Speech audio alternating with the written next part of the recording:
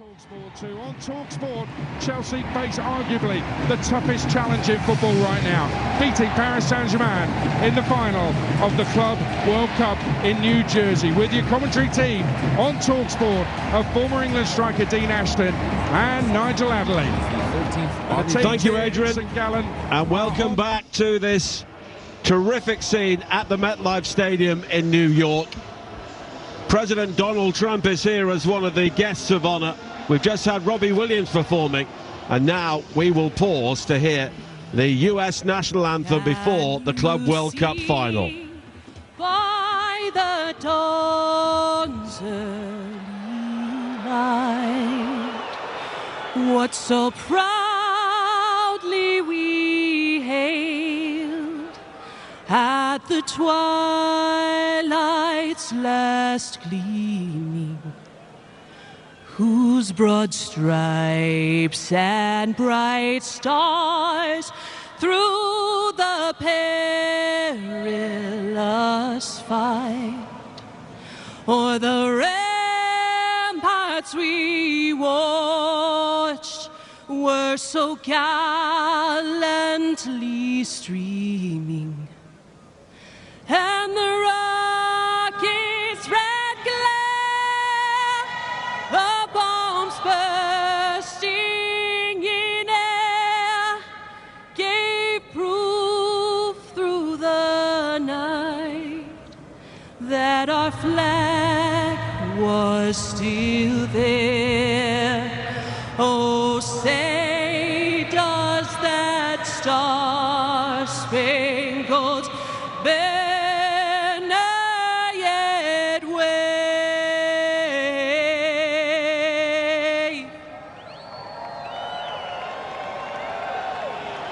o'er the land of the free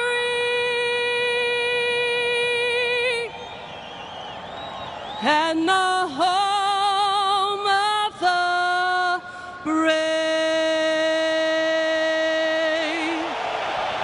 Sergeant Emily Nichols from the 13th Army Band of the Florida Army National Guard as the fireworks go off all around the MetLife Stadium, coloured red, white and blue. It has been a spectacular pre-match show, and we also have a half-time show to come as well. But Dean Ashton, alongside all the pageantry and all of the razzmatazz, we've got a game of football here, and this is a massive opportunity for Chelsea as we get the fly past as well before this game, because for years and years Chelsea have maybe spoken about world domination. One or two people at the club certainly have, and now almost by accident they're 90 minutes away from it. I know they are, and you know they had that success, didn't they, under Roman Abramovich, with the likes of Lampard and Terry, Ashley Cole leading the side. But this is a young Chelsea team, an up-and-coming Chelsea team with a young, exciting coach. And what an opportunity, like you said, to win a competition such as this. And what that can actually add to the club and to the players and the attraction of Chelsea, especially to beat this PSG side, because they are something else at the moment. They're setting a standard that's going to be very, very difficult to match. Well, there's no way this game will be kicking off at 8 o'clock because the pitch is still covered here with all of the paraphernalia from the pre-match show, and there's no signs of the teams yet either. But here are the two teams for you once again. Robert Sanchez in goal for Chelsea. Malo Gusto, Trevor Chalobah, Levi Colwill and Mark Cucurella in the back four. Reece James back to captain the side in midfield with Moises Caicedo and Cole Palmer, Enzo Fernandez and Pedro Neto behind João Pedro in attack. The PSG team, which is unchanged from their 4-0 success in the semi-final against Real Madrid. Gianluigi Donnarumma in goal, Achraf Hakimi, Marquinhos, Lucas Beraldo and Nuno Mendes the back four. João Neves, Vitinha and Fabian Ruiz in midfield, with Desiree Doué and Kvaratskhelia alongside Ousmane Dembele in attack. And I want to talk about a striker you talked about in pre-match, Dean, as a potential Ballon d'Or winner. Ousmane Dembele, 35 goals this season. Before this campaign, he'd never scored more than 14. And when he's been playing for various clubs, he's been booed. People have often wondered whether he's ever going to fulfill his potential. And now here he is, at the age of 28, looking like one of the world's best. Yeah, and I think maybe that slight change in position, he's really taken that on. He's thrived in that position, making it his own, playing it in his own way.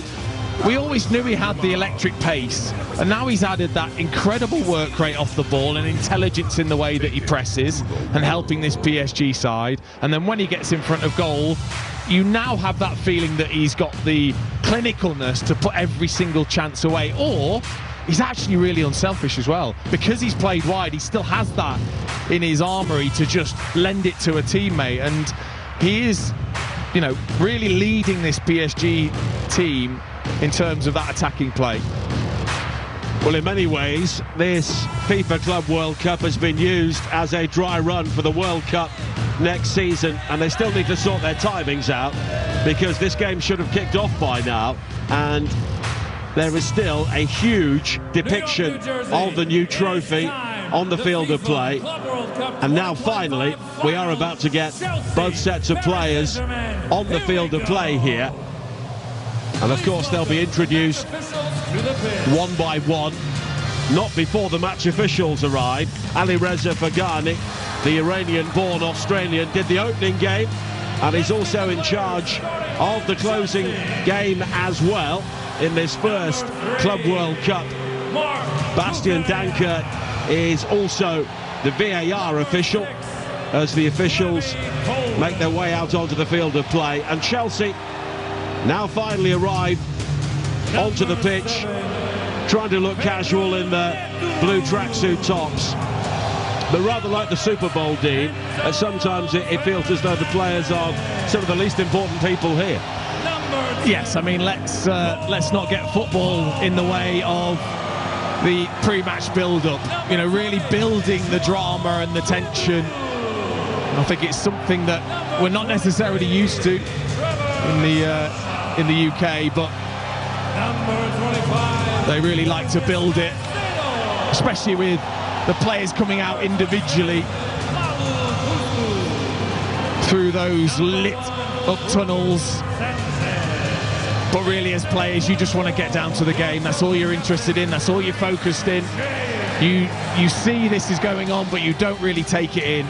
You've got your mind set on what the instructions have been from the managers, and you're focused on the kickoff. Well, a huge Chelsea flag has been unfurled to the left of the stadium as Paris Saint-Germain make their way out in their change strip of all white with the red and blue smear across the front of the shirt.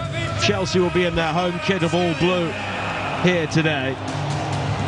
And there are so many players in this PSG team who were maybe in the shadow of Mbappe, or maybe that's harsh, I'm not too sure. Well, I think possibly, but I think the youth of this PSG side, that's the exciting part, isn't it? You know, Doué, Neves, both 20. Kvaratskhelia, still only 24.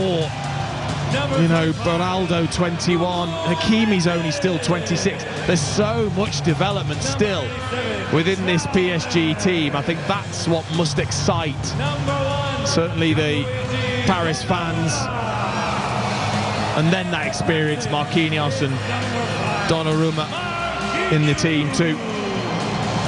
And Marquinhos is the final player to come onto the pitch.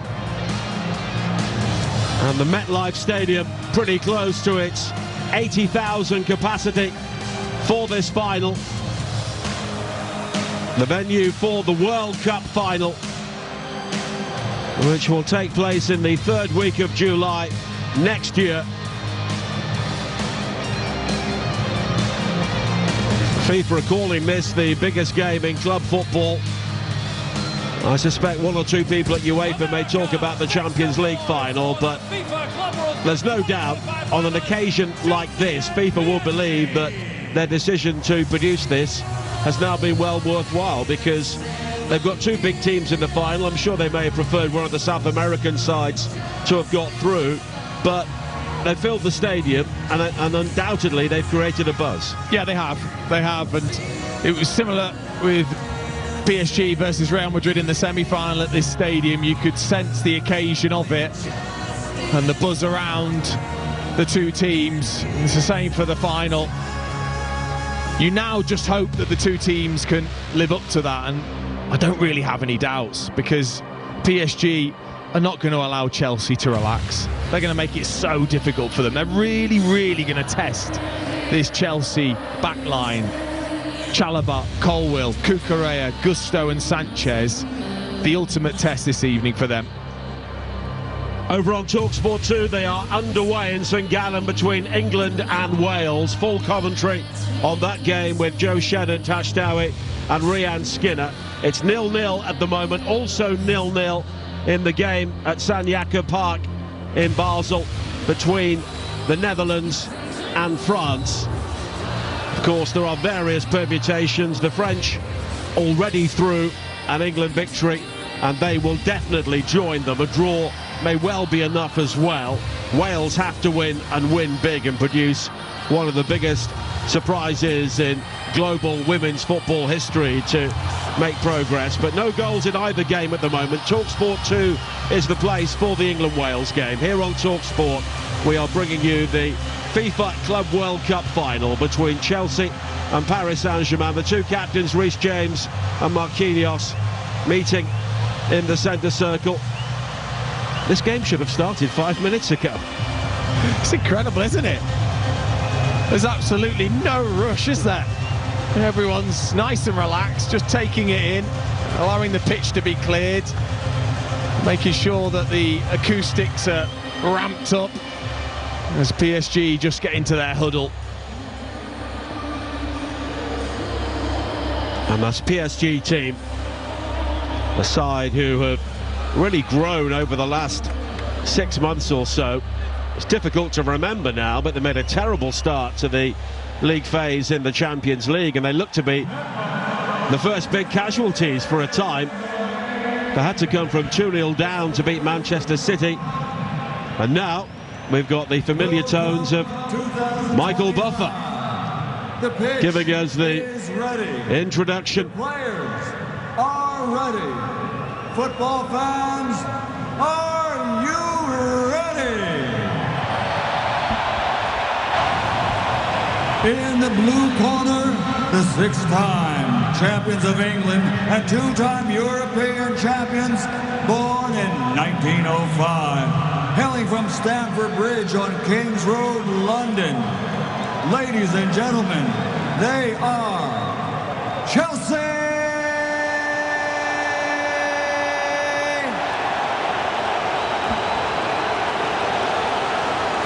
And in the white corner, the 13-time champions of France and the reigning champions of Europe, founded in 1970 from the iconic Parc des Princes in the City of Light. Mesdames et Messieurs, Paris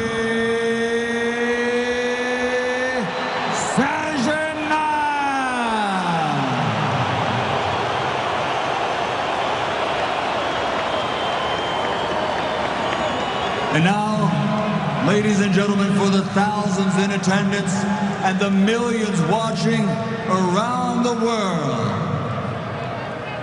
let's get ready to rumble!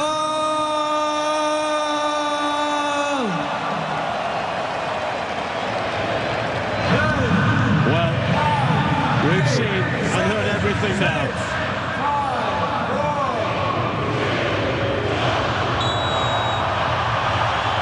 The whistle goes, and the FIFA Club World Cup final is underway, live and exclusive to Talksport. Chelsea wearing all blue, Paris Saint-Germain wearing all white. One of these clubs will be the world champions by the end of tonight, and Talksport is the only place to listen to it on national radio, as Paris Saint-Germain, defending the goal away to our right, play a long ball forward, looking for the pace of Dembele, and Colwill will guide it back towards Sanchez. Dembele was very quickly in, but Sanchez is able to clear, and now Chelsea are on the move with João Pedro. on this near side, but in the end he was closed down, but he still managed to find Palmer. Palmer with the cross into the penalty area, down the right. It maybe took a slight deflection, but it's into the arms of Donnarumma. Well, if you're not pumped already for this final, you need to just check your nerve endings. And PSG straight away looking to press. Dembele nearly catching Sanchez, and then when he played it out, Cole Palmer with a gorgeous first touch to set things up down the right-hand side, eventually getting onto his right foot, looking to cross. Well, PSG have given the ball away. Here is João Pedro now, looking for Fernandez inside the area, but the cross was blocked, but João Pedro was able to leave João Neves off the ball, and Chelsea have the game's first corner with 90 seconds played, 0-0. Yeah, I think that's an important first bit of play for Chelsea, which is Enzo Fernandez getting right in the face of Vitinha and intercepting that ball. Now Gusto, the short corner play back to him. Caicedo is square. Bright sunshine at the MetLife Stadium, but a good deal cooler than it has been for recent match days, as Pedro Neto drives in the cross, flicked on at the near post by Cucurella. Unable to divert it towards goal. Colwill finding James, spooned up into the area. I think it may have struck the arm of João Pedro, but it's cleared away anyway.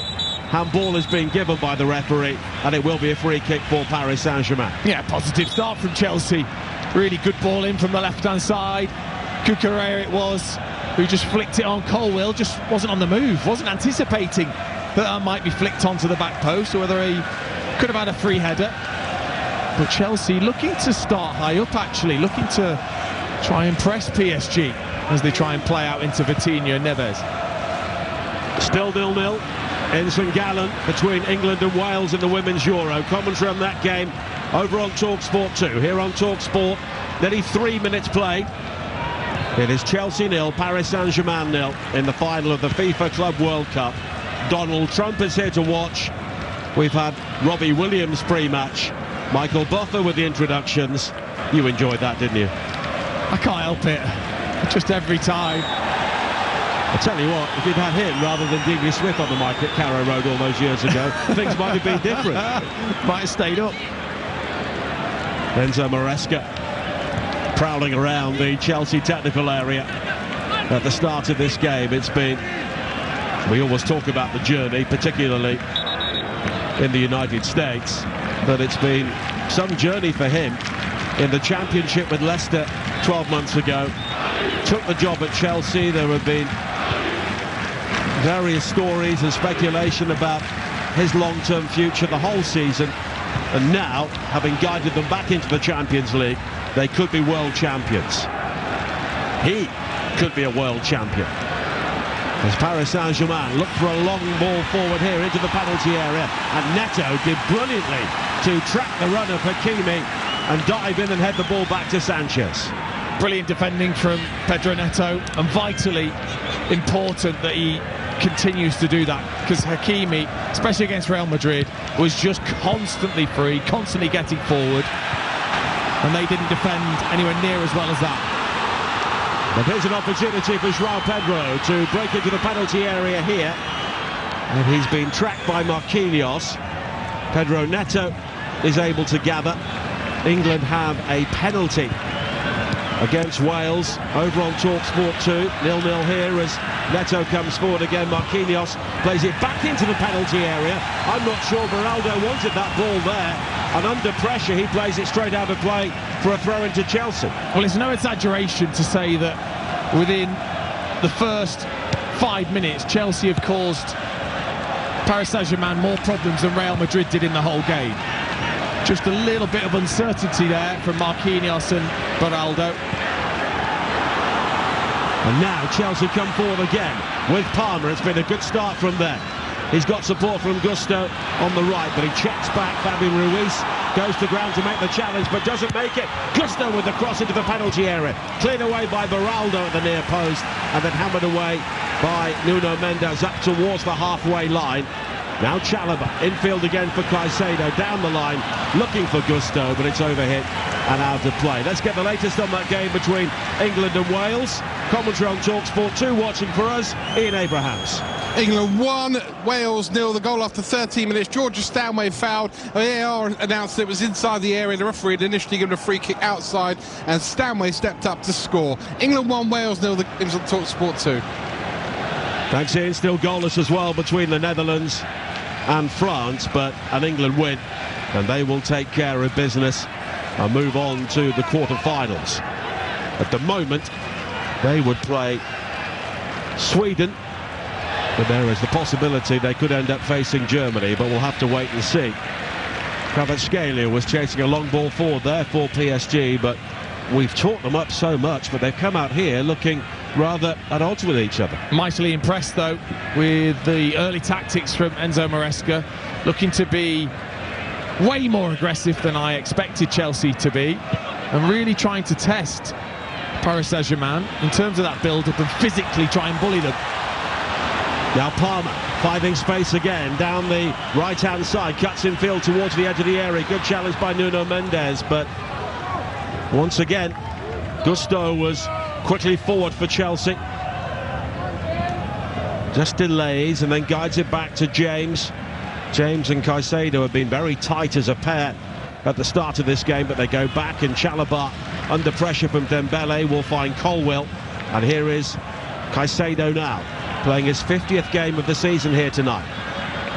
Wide towards Neto, starting on the Chelsea left. Caicedo almost allowing the ball to evade his grasp, but he's found James midway inside the PSG half, and Enzo Fernandez will bounce off the challenge of Desiree Doué, and here is Neto again, slid through towards João Pedro, back to Palmer with the shot, and Palmer puts it wide. Well, just for a moment, due to the optical illusion around the stadium, Chelsea fans thought that ball had gone in. Oh, the beautiful play from Chelsea.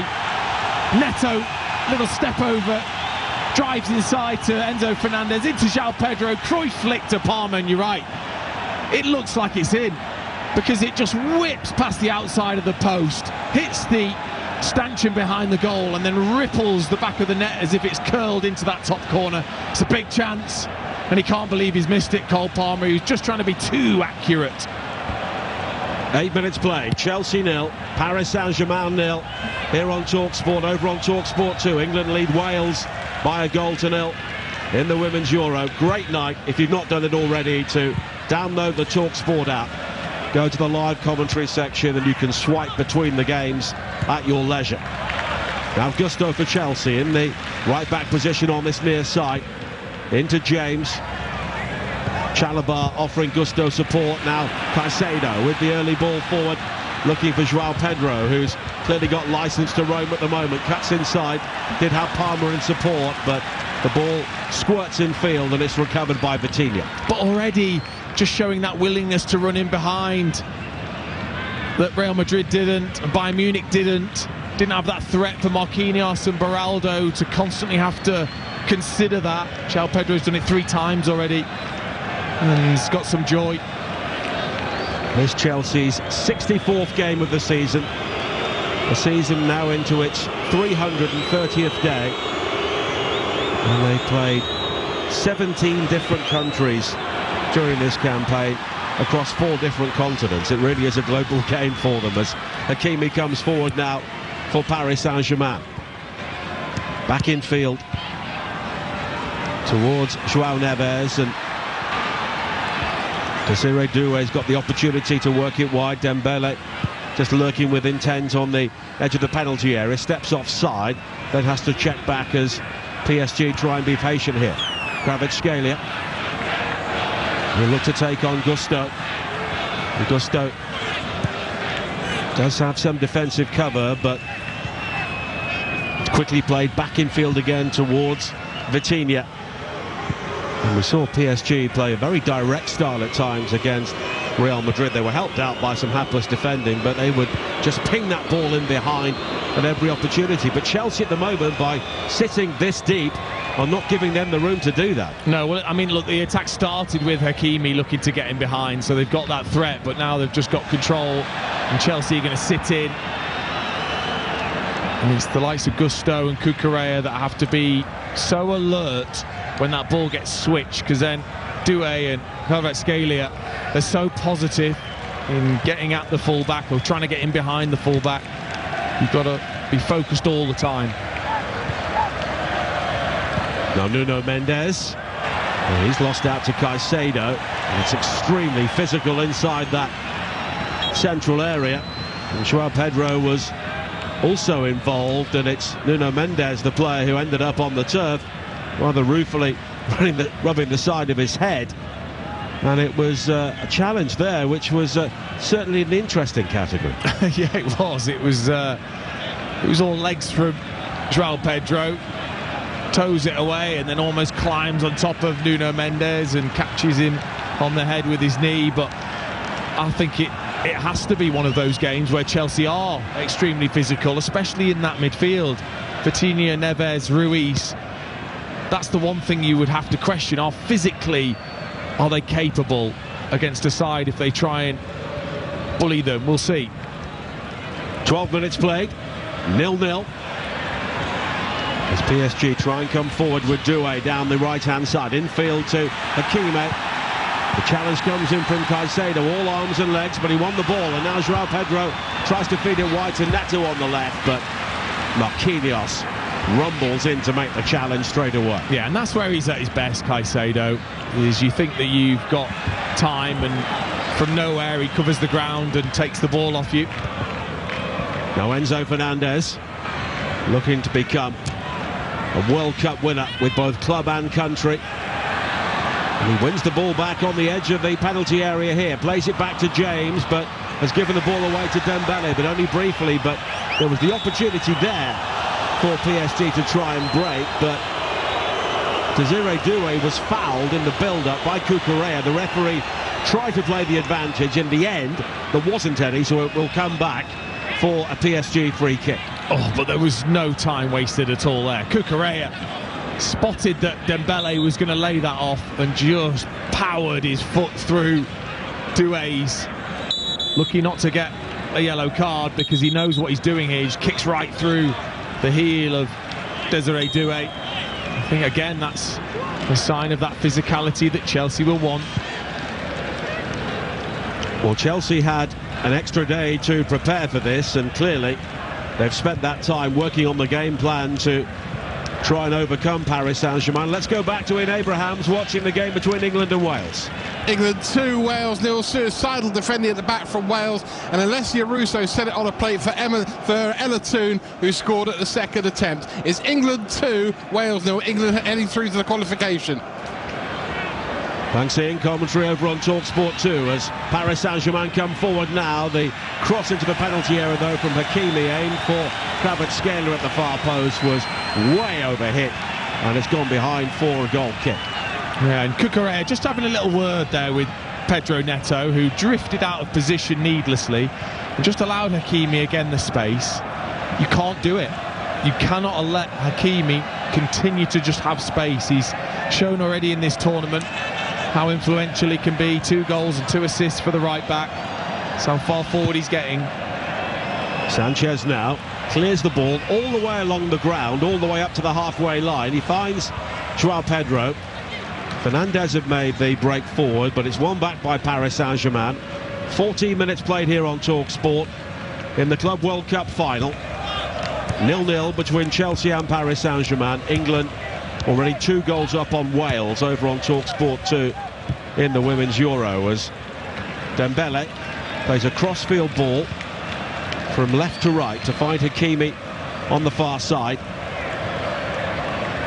And Paris are having to do plenty of thinking here in the early stages. By this stage in the semi-final, they were already 2 goals up and the match was effectively won, but it's a very different atmosphere here as Dembele does find Ruiz. A low ball into the penalty area, decent delivery, and there was a great chance for Desiré Doué, and he was maybe too unselfish. He could have blazed for goal, but he tried to find Hakimi, and Chelsea are able to repel.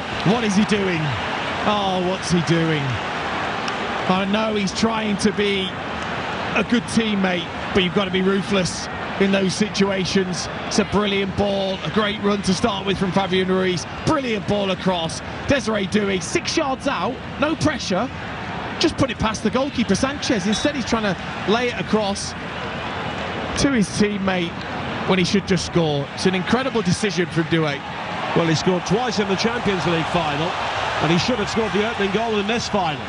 Now Gusto at the other end with the ball back towards the edge of the penalty area. Enzo Fernandez tries to skip it up further forward to João Pedro, but it was over his head, and it's guided back towards Donnarumma. Let's get the latest on the other game currently underway in the Women's Euros. Charlotte Richardson is watching the Netherlands against France. Netherlands 0, France 1. Too much space afforded to captain Sandy Toletti on the edge of the 18-yard area. Right-footed, she drilled it low into the bottom left corner. The French are ahead. Netherlands 0, France 1. So England at the moment taking care of business, and the Netherlands continue to have problems after that hammering they received at the hands of the Lionesses. 0-0 here, but there's still a buzz around the MetLife Stadium following that miss. It's not a miss from Désiré Doué, but it's the decision, isn't it? Yeah. I don't think anyone could really understand it. It wasn't as if there wasn't a defender there, and he was just there to tap it across for a teammate to tap in. He's got to take that on himself. It was a really strange decision. Kvaratskhelia now cutting in field from the left-hand side.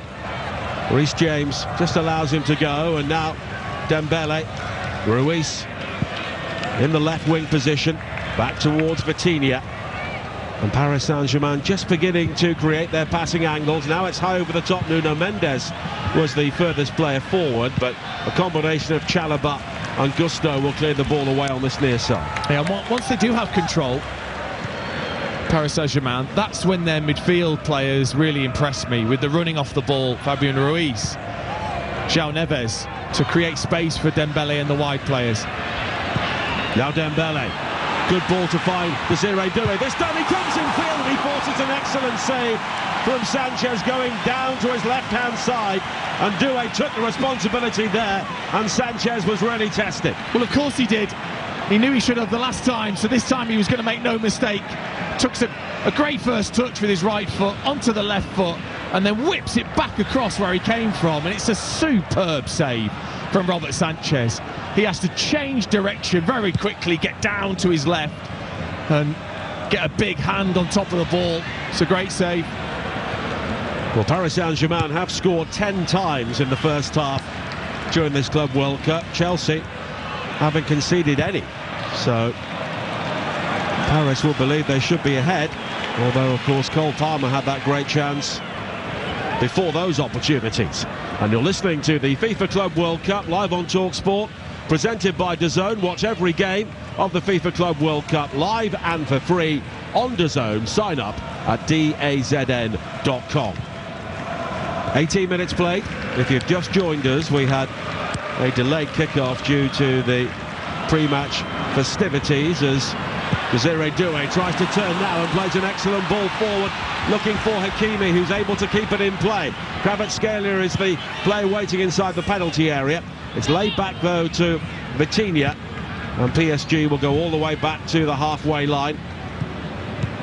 And again, Chelsea are given plenty of time to get all of their players back here. In fact, everybody, including João Pedro, is within 20 yards of their penalty area. Yeah, again, they got down that right-hand side. They won't stop, PSG. They'll just keep doing that. They'll just keep allowing Hakimi and Mendes to just go and make these incredible forward runs in behind. And they'll keep looking to utilise that space. So Neto and Palmer and Reece James, Caicedo, they've got so much work and concentration constantly. Let's go back to Charlotte Richardson watching the Netherlands against France. Netherlands 1, France 1. Victoria Pelova fires a Dutch response within minutes, drawing things level. A powerful finish, punishing the French defence for not clearing their lines in the box well enough. Proper fight on display here. Netherlands 1, France 1. So the current situation in the table: France on top with 7 points, England have 6, the Netherlands have 4, and Wales, of course, have 0. You can follow all of the action, including commentary of that England-Wales game, over on Talksport 2. 20 minutes played here on Talksport. Chelsea 0, Paris Saint-Germain 0, as Hakimi is able to turn on the halfway line, drives forward in field beyond Cucurella. And now an opportunity for Dembele down the left to find Kvaratskhelia. PSG beginning to click into groove here, but the cross is guided away by Chalobah at the near post, and Chelsea have the opportunity to counter-attack themselves. Reece James wide to the far side. There should have been the ball for Pedro, but he goes to the near side, and Palmer, and Neto is there waving his arms around down the left because he looked to have plenty of room. Yeah, he did. I don't know why he didn't play that, Reece James. Neto had gone away from Hakimi and was free on that far side. He went to Palmer and it all slowed down once again. But Dembele's just so interesting, his positioning as he almost catches why Sanchez is taking so long? He must have seen, oh, that's a mistake too. And now an opportunity for Gusto for Chelsea into the penalty area down the right, comes back in field, the shot's blocked, but here is Palmer with the corner, and Cole Palmer has scored for Chelsea. They take the lead in the Club World Cup final, and Cole Palmer rediscovers his form on the very biggest stage. Paris Saint-Germain crack, and Cole Palmer with the coolest finish you will ever see. There are Paris Saint-Germain players complaining about the decision, but Chelsea lead by 1-0. And could this be the night when they become world champions? Well, it's just a ball over the top as the referee tries to get control of the players. It's a ball over the top that Nuno Mendes doesn't deal with. It comes off the back of his head in the end. Gusto's in behind, checks onto his left foot, chance is blocked, plays it to Palmer, and then I don't think I've seen many players that just caress the ball into the back of the net like Cole Palmer. It's like he's just passing it to his teammate 5 yards away. So calm, so precise, not much pace on it, but just right in the corner. It's a superb finish from Cole Palmer. Well, the PSG players are absolutely furious about something. Maybe it's Gusto's challenge on Nuno Mendes originally, but it looked to be a mistake. Palmer sliding that ball in, possibly with the help of a deflection, but we've seen him do that so often left-footed. Yeah, I don't think the deflection was enough to change the direction of the ball too much. It's just a beautiful, calm, composed finish from Cole Palmer. And if you get him in that position and he's confident, there's no one better, I don't think.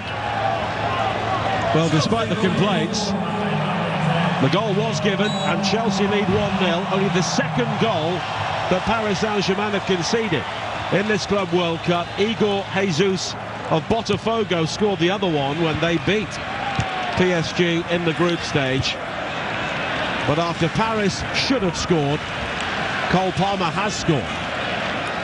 Yeah, and it's that counter-attack that Bayern Munich and Real Madrid just didn't use well enough, because they will give you space, PSG, because their fullbacks are so out of position at times. If you can be brave, that space is going to be there. And it was Gusto that made the most of it. And now João Pedro chasing down the left-hand side. Beraldo heads out from the centre to try and deal with him, but the whistle has gone and João Pedro is offside as we go back to the England-Wales game. And Ian Abrahams. England 3, Wales 0. Ella Toons cross from the right-hand side for Lauren Hemp at the far post head-in. Clark in the Wales goal should have done better. England strolling into the quarter-finals, Nigel. England 3, Wales 0. The game's on Talksport 2. And that game going very much with recent form. 24 minutes played here. Chelsea leading Paris Saint-Germain by 1-0. Of course, Jeff Stelling and Andy Townsend will be reflecting on what happens both here and in St Gallen on Talksport Breakfast from 6 o'clock tomorrow morning. Eddie Jones will be among their guests. His Japan team were the first side to lose to the Welsh Rugby Union team for a long time at the weekend. And he'll be joining Jeff and Andy. Plenty going on in the world of rugby union at the moment, of course, and we have the Lions live and exclusive on the Talksport network as well, as Chalobah slides in to make the challenge on Kvaratskhelia on this near side. They've really matched the energy of PSG, Chelsea, in fact probably just edged it, haven't they? And that physical side of the game is something that they're not particularly been used to, PSG, and I think that's why we've seen a couple of outbursts so far, a couple of players coming together. because PSG aren't happy with the physicality of Chelsea. And a cooling break has been called by the referee, Alireza Fagadi, which maybe comes at a good time for Paris Saint-Germain, with Chelsea leading by 1-0. So let's reflect further on what's happened so far in the first half in St Gallen. England against Wales with Ian Abrahams. England 3, Wales 0. England only needed to win or draw to go through to the quarter-finals, and they're strolling at the moment. Georgia Stanway's penalty on 12 minutes. 7 minutes later, Ella Toone scored at the second attempt for close range, and Lauren Hemp a couple of minutes ago made it 3. Wales are not in this in any way, stage, shape or form. It's live on Talksport 2. England 3, Wales 0. 26 minutes played here. Chelsea 1, Paris Saint-Germain 0. And Luis Enrique is just having words with his team. Enzo Maresca extremely animated as we go back to the match between the Netherlands and France, and Charlotte Richardson. It's Netherlands 1, France 1. A real battle here as the Dutch have been pushing to expand upon the goal that they just scored a couple of minutes ago. The Netherlands must win this game to have any chance of progressing through to the quarter-finals. Netherlands 1, France 1. UEFA Women's Euro 2025 update on Talksport with McDonald's. The new Big Arch has landed at McDonald's with its very own signature sauce. Available from 11 a.m. at participating restaurants. And continuing coverage of that game between England and Wales over on Talksport 2 with Joe, Tash and Rian. Here on Talksport, at the cooling break in the first half, Chelsea leading by 1-0, but on the big screen people are watching the opportunities that Paris Saint-Germain missed, and really they should have been ahead before Chelsea scored. Yeah, I mean, Doué with the big decision, wasn't it, not to put the ball in the back of the net and pass to a teammate, and then a good save from Robert Sanchez from Doué's second effort. But Chelsea have been decent for the lead. Palmer with a great chance that just narrowly went wide, and then the goal from Palmer. And they've definitely shaded that first part of the game. Chelsea been so impressed with the tactics, to be aggressive, to take them on physically, which I don't think has happened yet. Particularly maybe Botafogo showing a bit of that in their victory against PSG. And Chelsea doing very much the same and unsettling them. Players are back out following the cooling break, and the game resumes with a throw-in for PSG for Nuno Mendes midway inside the Chelsea half, but he goes deep into PSG territory once again, and Luis Enrique has had a pretty easy job in game in recent times, certainly in the semi-final with Paris Saint-Germain in cruise control, but he really had his work cut out there to try and get inside his players' heads and sort out one or two problems. And I think the arguing with the referee following that Chelsea goal was maybe symptomatic of the mood within the camp on the way they played so far, as it's played in field by Dembele, given away to Colwill. He launches it forward, and here's Palmer in space now, right-hand side of the penalty area. Palmer comes in field onto the left foot again. Oh, he's done it again! Cole Palmer with another wonderful goal, and he is writing his name right across this Club World Cup final. Two scintillating curlers from Cole Palmer, and Chelsea are on the brink of world domination. Chelsea 2, Paris Saint-Germain 0. Oh, what a player Cole Palmer is. When he's confident, doesn't he make it look so easy? They make the most of that space again in the wide areas. Nuno Mendes nowhere to be seen. Vitinha finds himself defending against Cole Palmer. He just shimmies onto that left foot, fakes as if he's going to play it backwards towards Gusto, who makes the overlapping run, uses that as a disguise, continues onto his left foot, the space opens up, and once again he's so cool and calm. He just looks at the corner and caresses it, just curls it slightly into that far corner. Donnarumma no chance. That's absolute class from Cole Palmer. Well, he's now scored 19 goals in the season. Of course, only got one in his last 16 games in the Premier League, but that was world class once again from Cole Palmer. And Donald Trump, the most powerful man in the world, is watching on here at the MetLife Stadium, but there's no doubt who is the most powerful man on the pitch at the moment. Chelsea leading 2-0, both goals from Cole Palmer. Well, and making PSG look ragged. You know, where was Beraldo? Where was Nuno Mendes from that Chelsea break? You can't leave Cole Palmer that sort of space. You've got to make sure he goes onto his right foot. Well, Kvaratskhelia challenged by Gusto now. He's gone down clutching his ankle.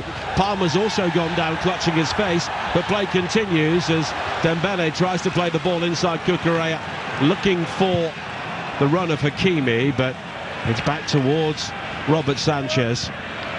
Well, Chelsea have really stepped up here. You could look at maybe the quality of the teams they played so far and maybe question the quality of their performances at times, but this is a team that has gone out with the game plan, and every single player knows what they've got to do. Oh, absolutely, and actually the desire from these Chelsea players so far has really shown through, and they don't like it. PSG players do not like it. It's got a real edge to the game that Chelsea have forced because of their aggression. Chalobah now pings a high ball wide to the far side, and it's gathered by Pedro Neto. He's forced back to Cucurella, and there's a bit of a breeze at pitch level at the MetLife Stadium, so his significant shock of hair is being blown around his face as Chelsea look to build again down the left. And it's back towards Palmer on the halfway line, and Paris Saint-Germain can't get near him at the moment. He's on a hat-trick in the Club World Cup final. Well, and Paris Saint-Germain have got to get closer to these Chelsea players. They're showing not enough respect, really, for the quality that Chelsea have. These are very good players in this Chelsea team, and they're just allowing them the time to get on the ball without the pressure that we've been so used to seeing. It's almost given away again. Vitinha under pressure from Caicedo, but now Beraldo wide to the far side, and the captain Marquinhos. And it's significant that so much of the Chelsea pressure is coming down the right. Pre-match, in some quarters at least, Malo Gusto was seen as the weak link in the team, but he's made the first goal and he's created the pressure for the second goal as well. Well, and also he's asking the question of Kvaratskhelia, does he want to defend the way teams have to against him and Nuno Mendes? And so far he's been wanting slightly, with Gusto getting free all the time. Now James, all the way back to Colwill. And Chelsea are under an hour away from being world champions for the next 4 years. Pedro Neto has been chopped down on the far side by Hakimi, and he helps him back to his feet, but Paris Saint-Germain are all over the place. They're rattled. The way that they rattled Real Madrid, they are been by Chelsea. And they need to really focus actually on what they need to do defensively, because at the moment they're allowing Chelsea to have that freedom. And there's been another goal in the match between the Netherlands and France at the Women's Euro. Here's Charlotte Richardson once again. The Netherlands have turned the score around. Netherlands 2, France 1. An unfortunate own goal as Selma Basha taps into her own net after a testing cross delivered by Victoria Pelova. Netherlands 2, France 1. Cards. We've had a first yellow card here as well. Pedro Neto has been booked for something that happened on the far side. Neto looked fairly bemused by it. I think it was something he said to the referee. I think the referee already had said something to Cucurella about that earlier. Now Pedro Neto said something, so he's given him a yellow card. It's a bit silly, really, from Pedro Neto. England still leading Wales by 3-0 over on Talksport 2. With the Netherlands leading France. So that means there are now 3 teams on 6 points, and it becomes a mini-league, and England have gone top of the group above France. Now, I'm not absolutely sure they would want that to happen, because that means they will play Germany rather than Sweden in the quarter-finals at the Women's Euro. Of course, Germany were pretty poor, losing 4-1 to Sweden the other night, but we'll see what transpires in the second half of that game as well, with England pretty much in control, leading by 3-0. Chelsea, I wouldn't say in total control here, but in the ascendancy, 2 up on Paris Saint-Germain, although Caicedo running the risk of a yellow card here, which he receives. Not for the foul on the far side, but for kicking the ball away. And as soon as Caicedo did that, he knew what was coming. And he's been an incredible player for Chelsea, but he's got to watch that. Oh, but that's now 2 yellow cards to 2 of their players. When you playing in this aggressive manner, you can't have that. You cannot. It's going to make it really difficult for both of those players now. They're going to have to regress slightly in the way that they press. It's just so stupid. 36 minutes played. Chelsea 2, Paris Saint-Germain 0. Cole Palmer with both of the goals. 2 exquisite curlers. But now Caicedo has quickly won it back, and again PSG have turned the ball over, and they're turning the ball over with a high line, which is always going to be a dangerous policy. Yeah, I've been so impressed in that midfield area, bringing in Reece James alongside Caicedo, and then Enzo Fernandez getting in and around Vitinha. They bullied them. But here's a ball over the top now for Paris Saint-Germain, and there was no flag for offside, but Robert Sanchez comes out of the penalty area, and he hammers the ball to safety as another goal goes in St Gallen. Watching for us on Talksport, Ian Abrahams.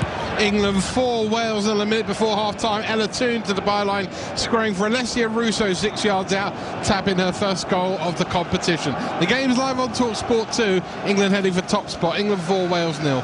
Very interesting situation in that group now, Group D, with the Netherlands coming from behind to lead France by 2 goals to 1, even though England lost to the French. With 3 teams are level, it becomes a mini-league, and England are currently top of that. And that would lead to a quarter-final with Germany. But PSG again, a simple ball played wide to the far side, behind Dembele, or towards Dembele from Beraldo, straight out of play, and Chelsea have the ball back. I mean, it's just so the contrast to the game against Bayern Munich and Real Madrid, where PSG just looked so full of confidence, so in control. Not in this game. Chelsea have really posed some questions to them, and they've really struggled to answer them so far. Nuno Mendes with a back pass to Donnarumma, which was a bit of a teaser inside the 6-yard area, but he gets it away to Marquinhos, and now Hakimi on the far side, closed down by Neto, and it will be a throw-in for Paris Saint-Germain. Tom Brady among the luminaries watching on here today. I wonder if he's scouting for Birmingham City. Probably got the money too. Probably they have actually, yeah. Well, PSG need a goal back here before half-time, you feel. 38 minutes played on Talksport. Chelsea leading by 2 goals to 0. They've had under 40% possession so far, Chelsea, but they've done so much more with what they've had. And now they're able to pull everybody back behind the ball. PSG have it on the halfway line, and they've been set the challenge to try and break Chelsea down, and so far they've not been able to do it. Chelsea are not playing the game that PSG want them to at all. No, and they're mixing it up, which is causing Paris Saint-Germain problems. Now Hakimi, infield again, and the cross deep into the penalty area, fisted away by Sanchez, who came flying out like Superman there, but he got there before Vitinha. And the break is on for Chelsea once again. Pedro Neto down the left-hand side. João Pedro streaking forward into the area, but in the end, the cross of disappointment into the arms of Donnarumma. Kvaratskhelia has been caught on this near side by Gusto, and it's a 3rd Chelsea player to go into the book. Oh, the pace of the game. Paris Saint-Germain with the cross in. Sanchez with a brilliant, alert bit of goalkeeping to punch away from Kvaratskhelia, and then straight away João Pedro with great centre-forward play into his chest, flicking around the corner for Neto on the break. Such a poor decision to cross it into the hands of Donnarumma, and then Kvaratskhelia with a beautiful bit of skill through the legs of Gusto, getting him yellow carded. Now Nuno Mendes for Paris Saint-Germain. Chelsea leading 2-0 with 5 minutes to play in the first half here. Vitinha works a 1-2 with Ruiz, and there could be an overload here down the left again for Paris Saint-Germain, but the pass was poor. Dembele was given the ball with no opportunity to do anything with it. Oh, that's rare. That's been rare in this tournament, is Vitinha just giving a simple pass away. And Chelsea coming towards half-time is so important. They don't let anything go in the rest of this half. Get to half-time. Don't give Paris Saint-Germain that confidence. Well, by some distance, Chelsea were not the best team in the Premier League last season, but they could be the best team in the world by the end of this game. As Desiree Doué wins a corner kick for Paris Saint-Germain on the far side.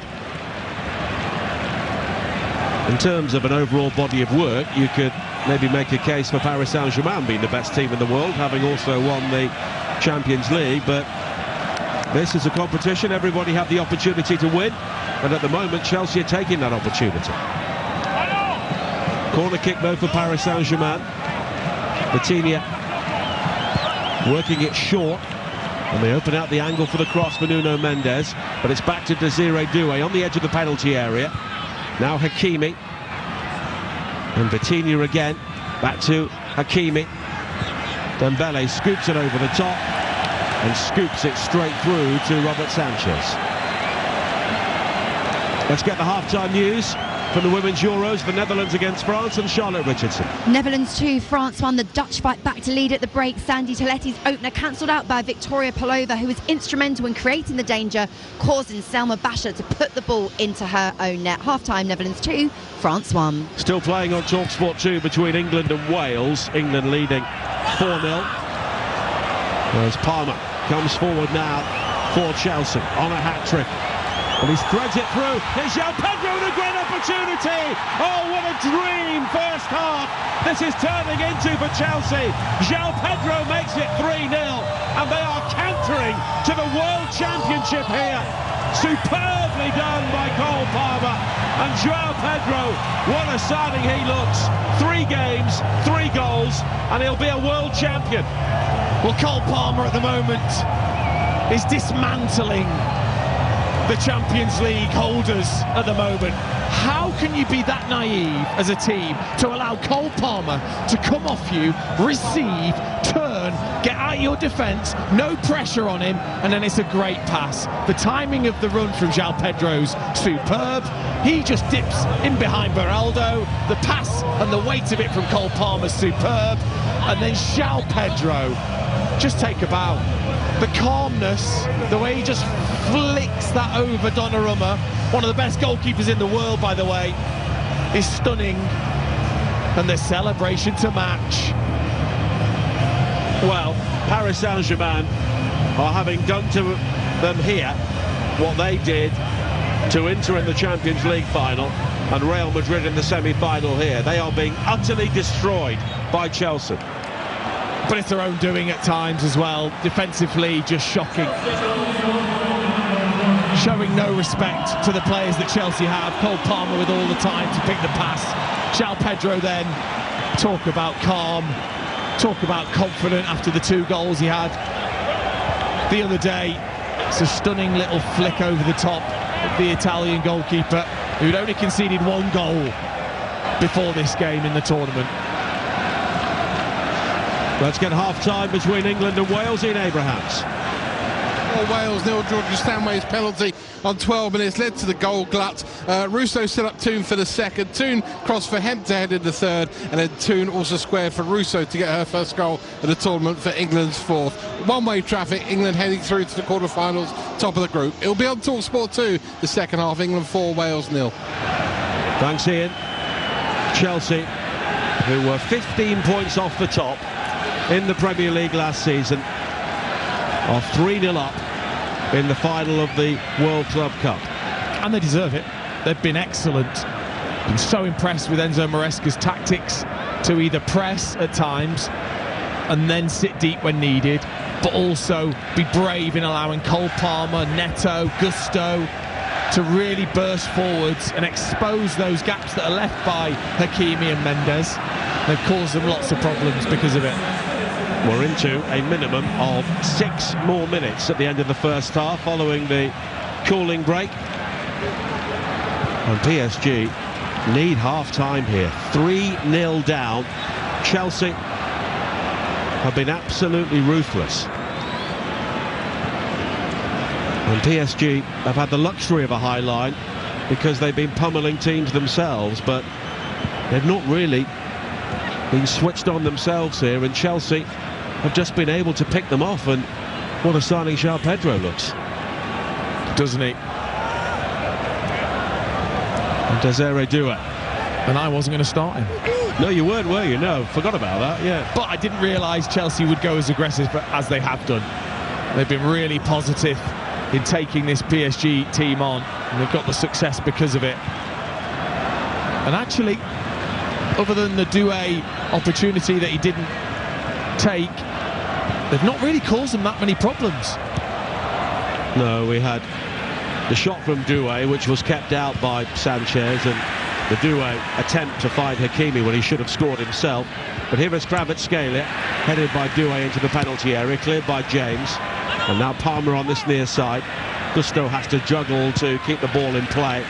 And it's hammered forward again up to the halfway line. And now Vitinha back in field towards João Neves. And PSG look absolutely stunned here.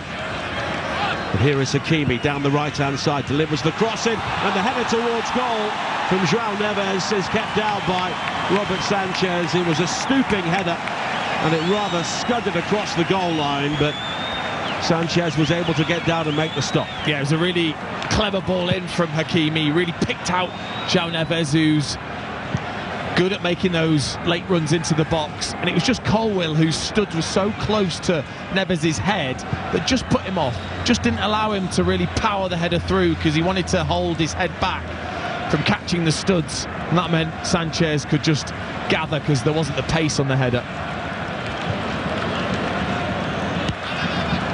Desiree Doué now for Paris Saint-Germain, trailing by 3-0. And here is Kvaratskhelia. He's got the opportunity to attack now down the left, comes in field, but Palmer has done a great amount of work defensively, helps out Gusto. Gusto quickly forward now, and João Pedro streaks away down the right-hand side for Chelsea. No real support at the moment, but he'll try and hold off João Neves, but Nuno Mendes comes in with a challenge. But now Neto right on the edge of the penalty area, tiptoed away from the initial challenge. I think Nuno Mendes believed if he brought him down it could have been a penalty, but Neves loses out and Paris Saint-Germain will bring it clear. But good positive play from João Pedro again, being that threat in behind that I thought maybe Jackson would be if he started, but João Pedro being asked to do that role and doing it well. But here it's Hakimi down the right, and he's closed down by Caicedo, and every single Chelsea player has been given a job in this game, and they've all stuck to it so far. 4 minutes into added time on Talksport at the end of the first half. Chelsea leading by 3-0 as Caicedo will be penalised here for catching Hakimi. He was then caught himself, but PSG have a free kick. Doué will try and break into the penalty area, but he's bounced off it by Chalobah, who will shepherd the ball behind, and it's a goal kick for Chelsea. Well, sometimes it takes the simple things to beat even the best teams. You know, if you give the best players time on the ball, they'll punish you. Even the best players, if you put pressure on them, can find it difficult. And also, if physically you are stronger than the opposition, use that. Chelsea have done. They are physically stronger than that PSG midfield, and they've overpowered them. They've not allowed them to have the control that they've been used to in this tournament, and it's shaken them. Well, Cole Palmer with 2 goals and a brilliant assist in the first half of the FIFA Club World Cup final. Maybe he'll be in the Ballon d'Or conversation for doing something like this in such a big game.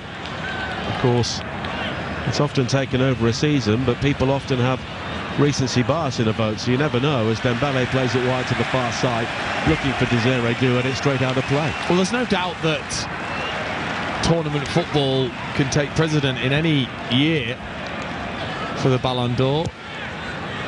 I think if he hadn't have had that stretch where he'd lost his confidence, he'd certainly be in the picture. He's such a talented player, honestly. He's one of those scored players. in the Euro final 12 did. months ago. He scored twice here in the Club World Cup final already.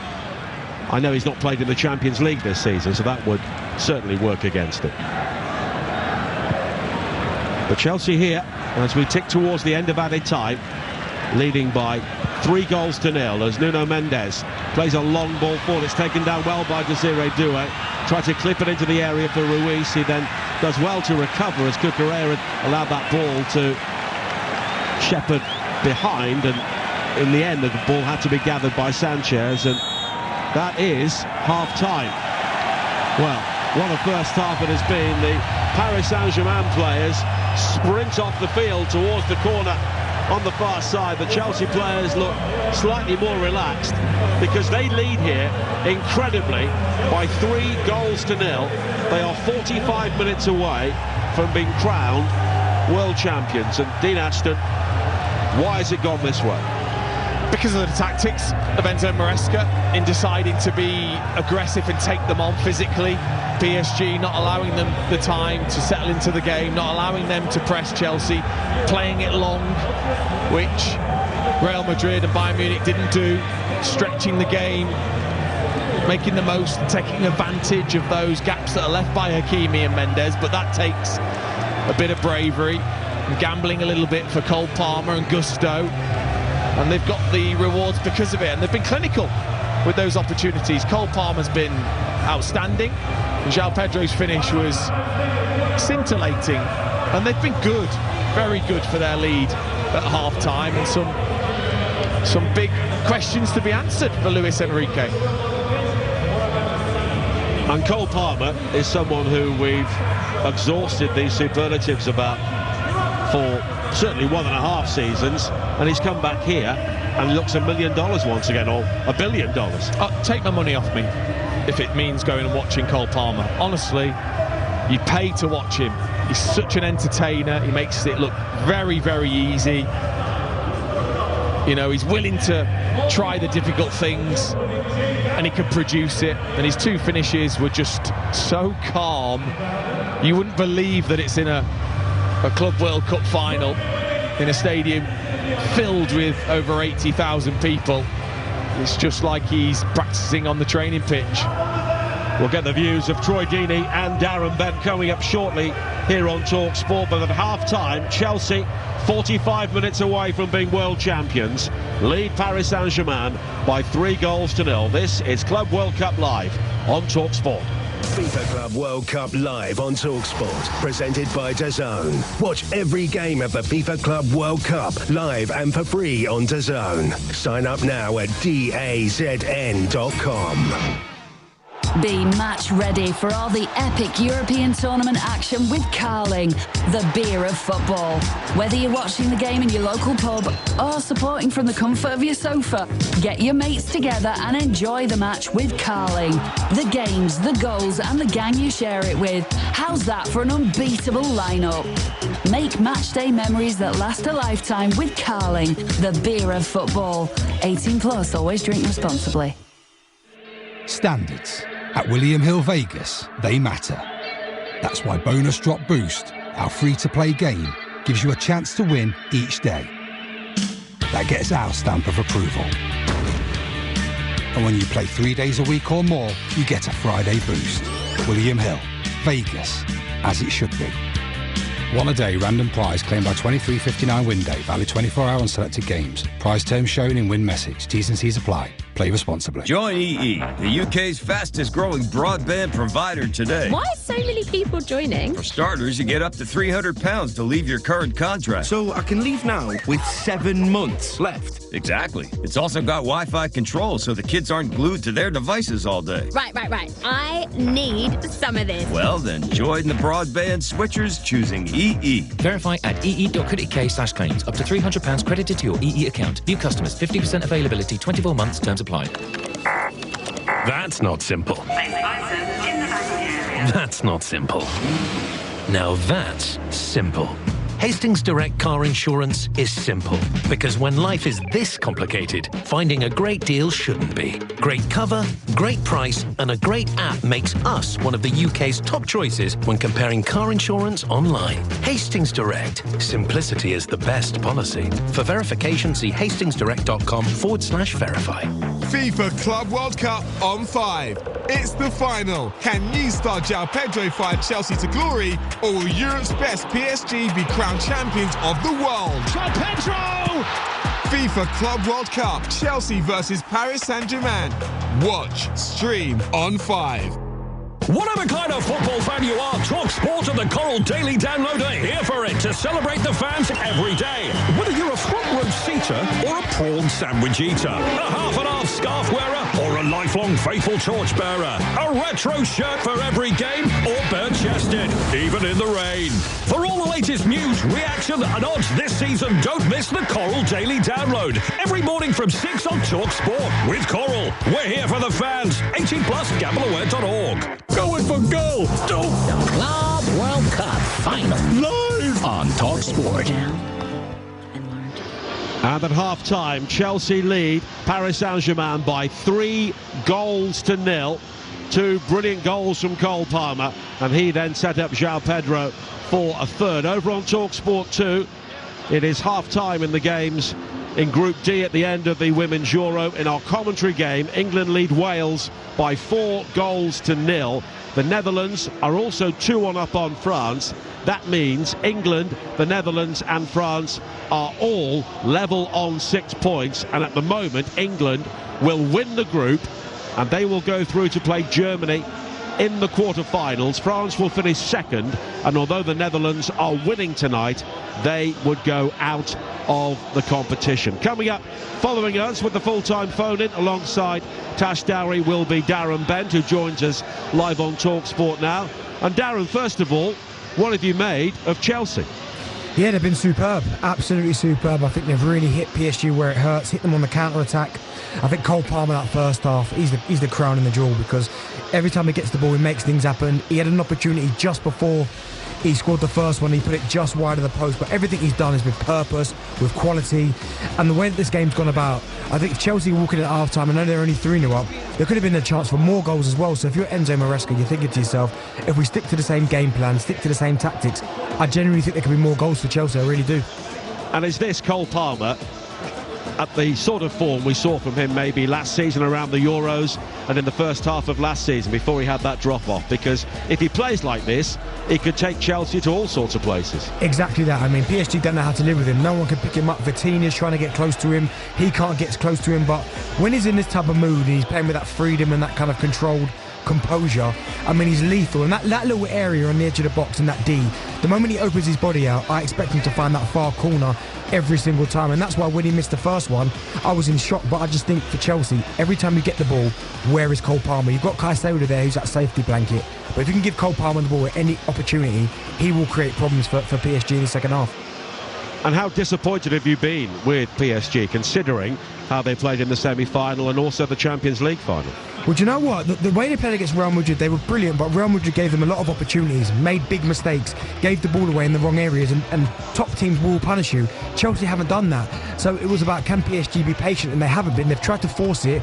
It's been intercepted, and then Chelsea have counter-attacked really well. So as good as they were against Real Madrid, I did think there were holes and flaws in the way that they certainly set up against Real Madrid. And I think if Chelsea could kind of exploit that, which they have done, then it might be a bit more of a comfortable evening for Chelsea, and it's turned out that way.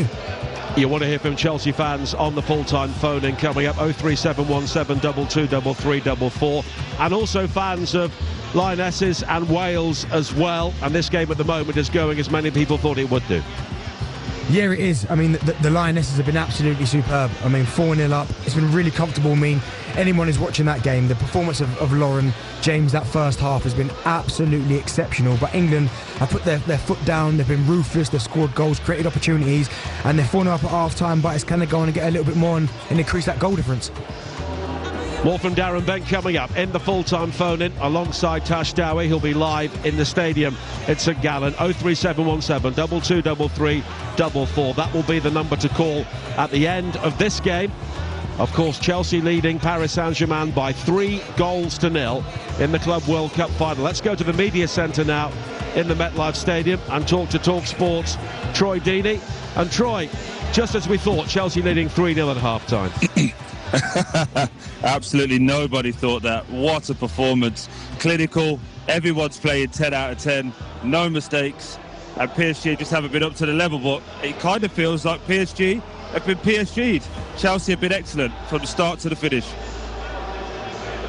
And a word about Cole Palmer. We heard Darren Bent there saying that he's almost unplayable. I mean, as someone who plays as a centre forward, how much easier does he make your job if you know that he's going to be buzzing around you and creating that space, not just for himself, but also for you as well? Yeah, absolutely. I think when you see the third goal, for example, with João Pedro, that's just what every striker wants. You know, you make the runs and he'll go and slip the balls in. But the 2 goals that he scored, I think for any young person that gets to watch it, he doesn't thrash at it, he just passes it, caresses it into the corner. And we've seen him have a little bit of a lull in the back end of last season. He hasn't really lit up this whole competition, if we're being totally honest. But today, he's probably been the best player on the pitch, and Chelsea needed him to. So excellent for Chelsea, excellent for England, excellent for Cole Palmer. And a word about Paris Saint-Germain. Of course, we've been talking up players like Kvaratskhelia and Ousmane Dembele and Hakimi bombing down the right and often being the furthest player forward. It's just not happening for them.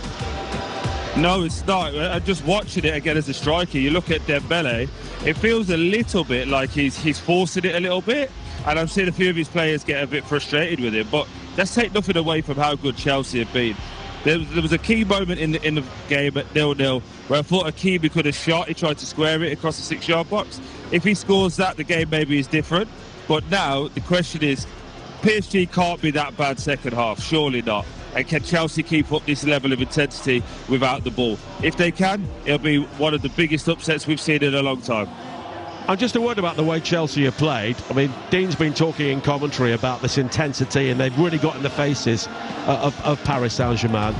Is this the sort of style you could see from them maybe moving forward on a more regular basis? Because when we've seen Enzo Maresca coaching in England, certainly with Leicester and with Chelsea to a certain extent, it's been a bit more of a laid-back style, a bit more slow and more deliberate. But today, I know he's basically picking a style of play for the occasion. It's been completely different. Yeah, again, that's a great point. But I think more importantly, I think the Chelsea fans will demand that moving forward. This clinical edge that they've had, they've been lacking last season. So I'm sure Maresca will feel that he's really justified and vindicated in what he's been doing. And it will be a case now with the squad that they have assembled that they can maybe pick and choose how they play. But I do think today has been an exceptional game, and all the pressure will be on them now, A, to deliver a similar performance, but second half now, if they go on to win this, everyone's going to be talking about they need to be competing in the Premier League. So there's a load of pressure that's coming to Chelsea if they can continue like this. Thanks to Troy Deeney in the media centre at the MetLife Stadium, live on Talksport. Of course, you can have your say on the full-time phone-in with Darren Bent and Tash Dowie at the end of this game, which at the moment looks like being in 90 minutes and around 50 minutes time or so. 03717223344 is the number to call. In the early stages of the second half in St Gallen, the commentary over on Talksport 2, watching England v Wales for us, is Ian Abrahams. And it's still England 4, Wales nil as it was at half-time. By the way, Serena Meekman made 2 changes at the break. Jess Parker, Beth Mead on for Lauren Hemp and Ella Toon. That was to give them a bit of a break in the second period. But England are heading through comfortably, Nigel. Top of the group. That means a quarter-final against Germany and possibly a semi-final with Spain. England 4, Wales 0. And they are top of the group because at the moment the Netherlands are leading France. Let's get the latest on that game with Charlotte Richardson.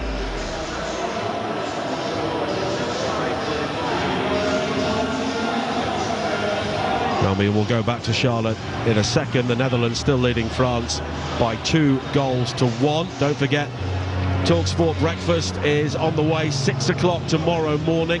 Jeff Stelling and Andy Townsend, I'm sure, will be looking back at what's happened in both the Women's Euro and the Club World Cup final. Eddie Jones, the former England coach and now the coach of Japan, will be among their guests. Of course, the Lions live and exclusive to the Talksport network as well this summer. We can now speak to Charlotte Richardson, who was watching the Netherlands against France.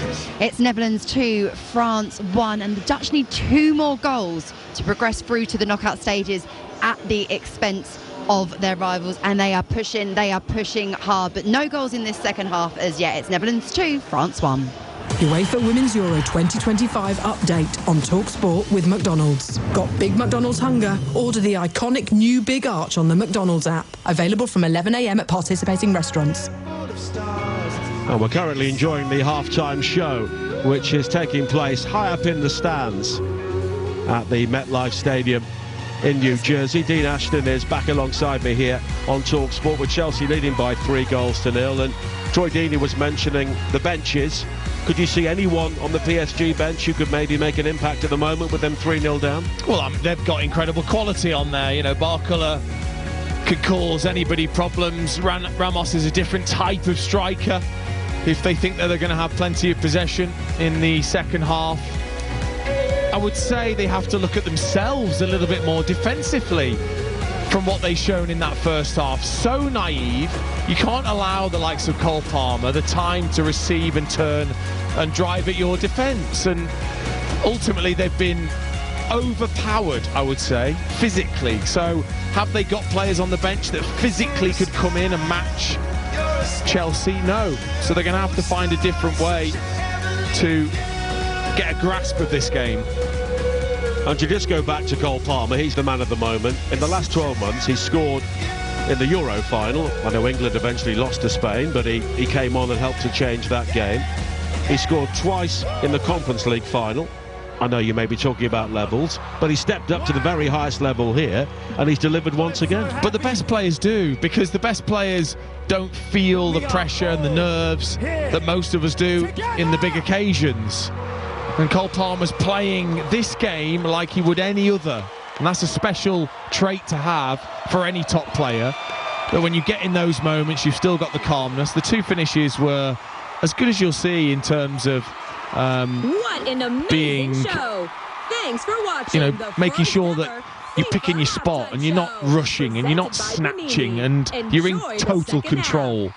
You know, that's what the top players do. They make it look like they're just in complete control.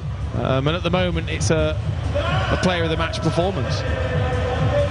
Well, the half-time show has concluded at the MetLife Stadium, so we will await the 2 teams very shortly here on Talksport for the second half. Don't forget the full-time phone-in coming up with Darren Bent and Tash Dowie at the end of this game.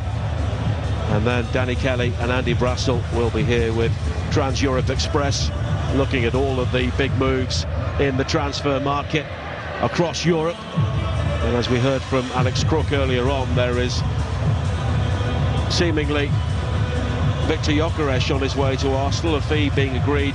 Talksport understands. Is he the answer?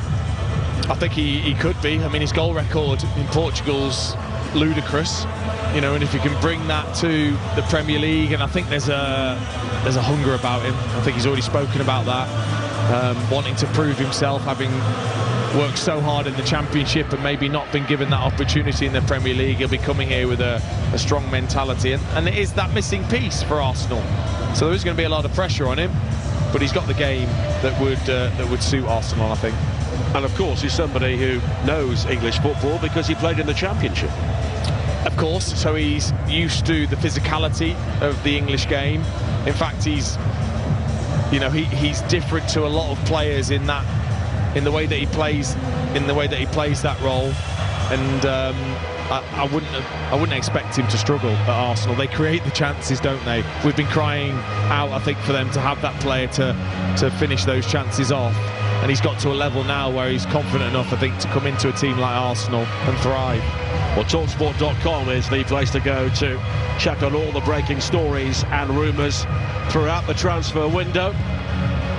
Of course, Chelsea won't have too much time to think about a break and maybe chasing 1 or 2 targets before they are back in action. Their players have been talking about where they'll be jetting off to. I think Levi Colwell was saying he'll be visiting the family in St Lucia. He can go straight there from here, and of course it's a shorter journey following this game, but they will be back in action, or some sort of Chelsea team will be back in action in pre-season. On the 8th of August they've got a tournament against Leverkusen and Milan at Stamford Bridge. It's not long, is it? It's not, and they'll deserve their break, that's for sure, with the internationals after the Premier League season, obviously going deep in European competition, and now this as well. They'll need that break, so it will be interesting to see what team, certainly you talk about the pre-season games, but what team is put out on the opening day of the Premier League season, because, you know, as Troy said at half-time, you know, winning this and winning it in the manner that they have done at the moment, if they continue to, will be a big statement of pressure of what's expected in the Premier League. Well, Luis Enrique has emerged from the tunnel at the MetLife Stadium, striding across the pitch, having said his piece during half-time. They're playing the team from West London today. They'll be meeting one from North London in their next game, August the 13th, in Udine, the UEFA Super Cup final against Tottenham. And I wonder what Thomas Frank is learning from this game.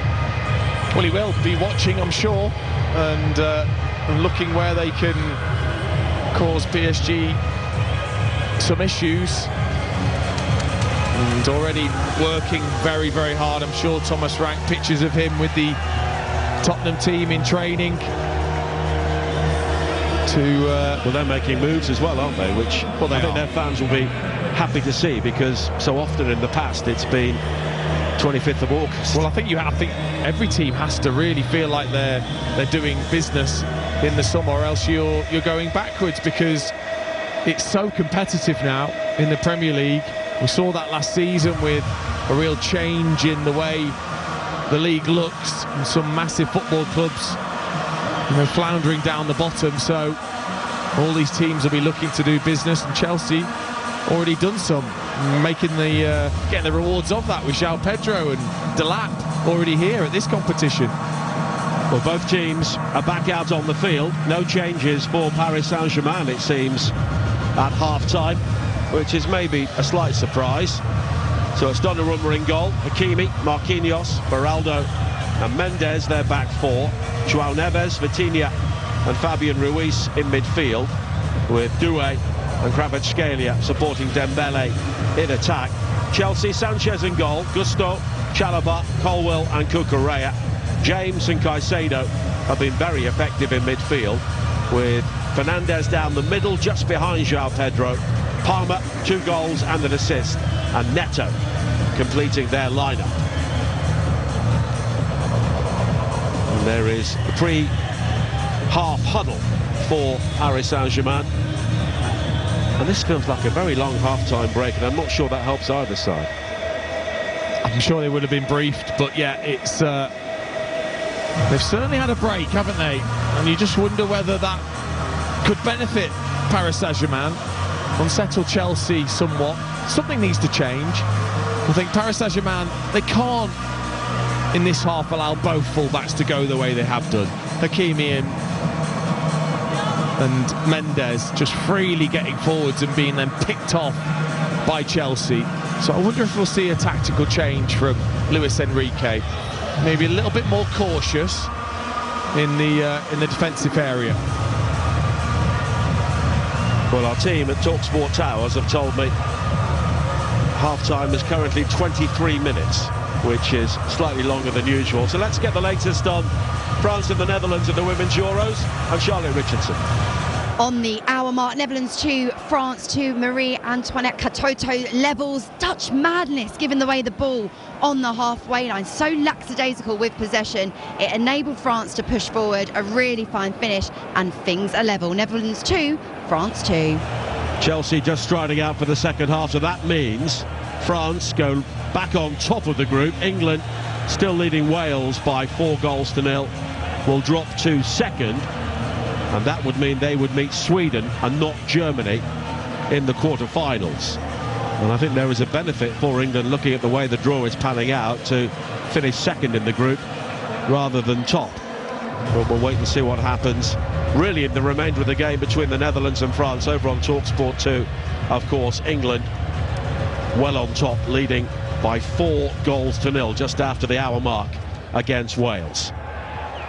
Here at the start of the second half, Chelsea 3-0 up, 45 minutes away from being world champions, and Paris Saint-Germain, wearing all white, will kick off.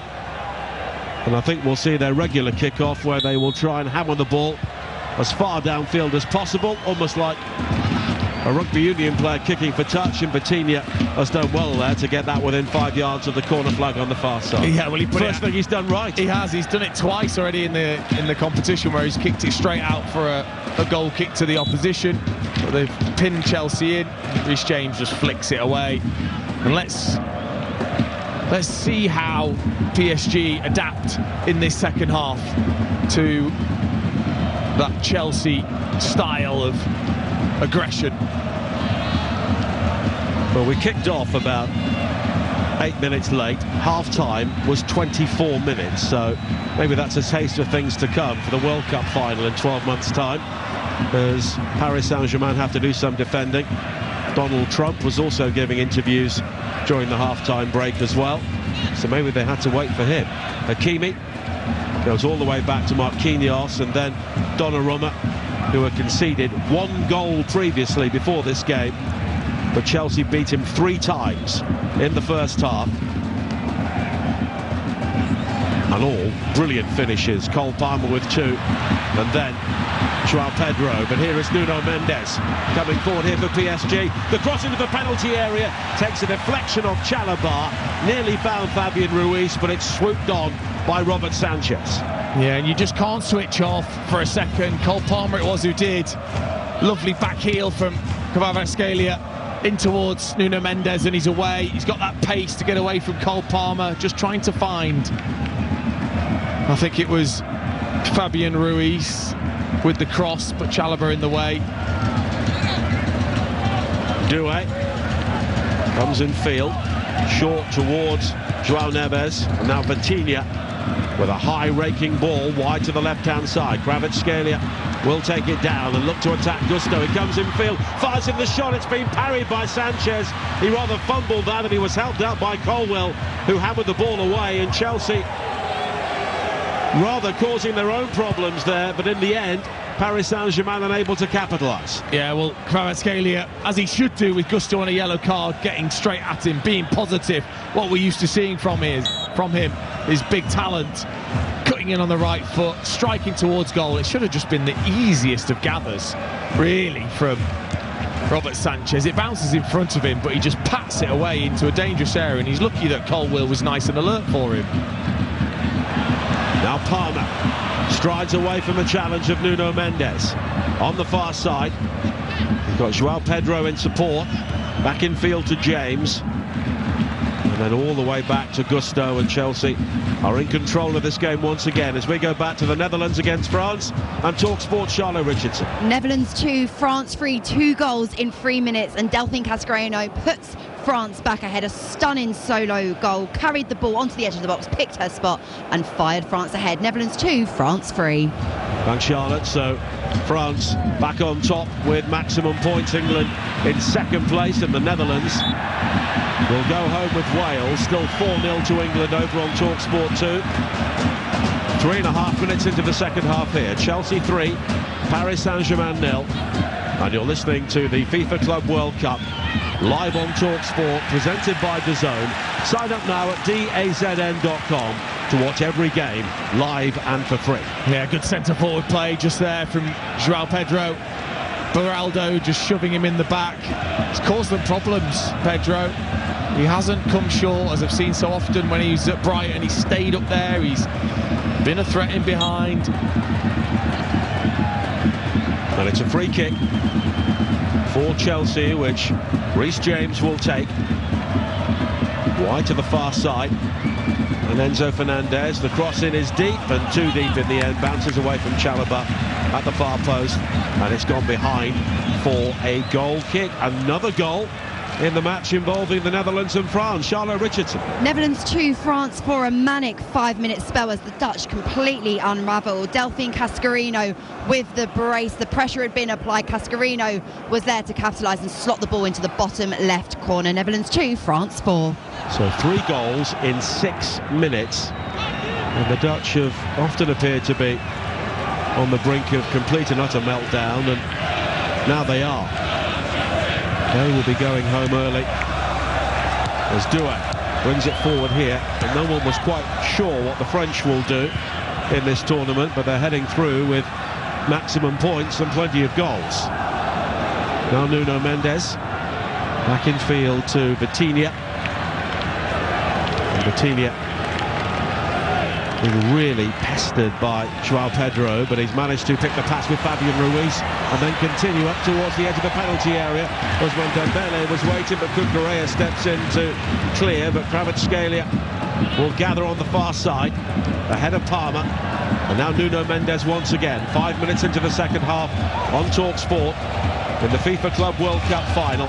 Chelsea leading by 3-0. Hakimi, and it's laid off by Douay to find Vitinha again.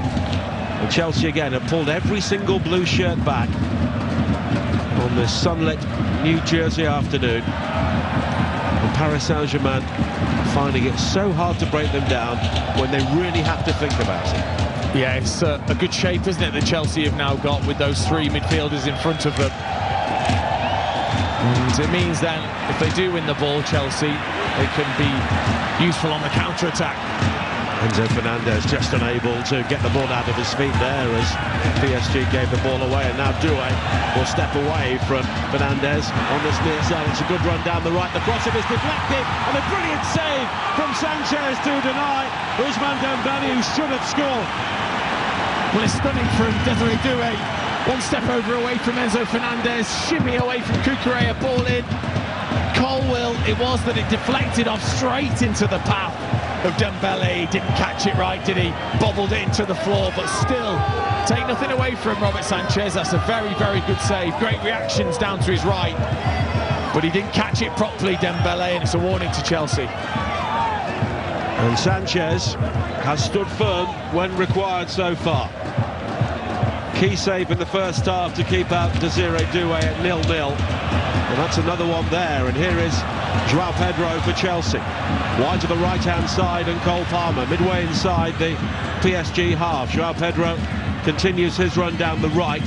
Enzo Fernandez waits in the centre.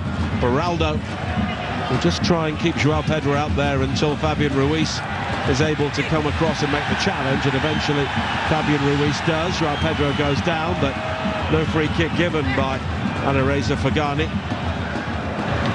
You know, he just tried to win the free kick rather than there being contact there, João Pedro.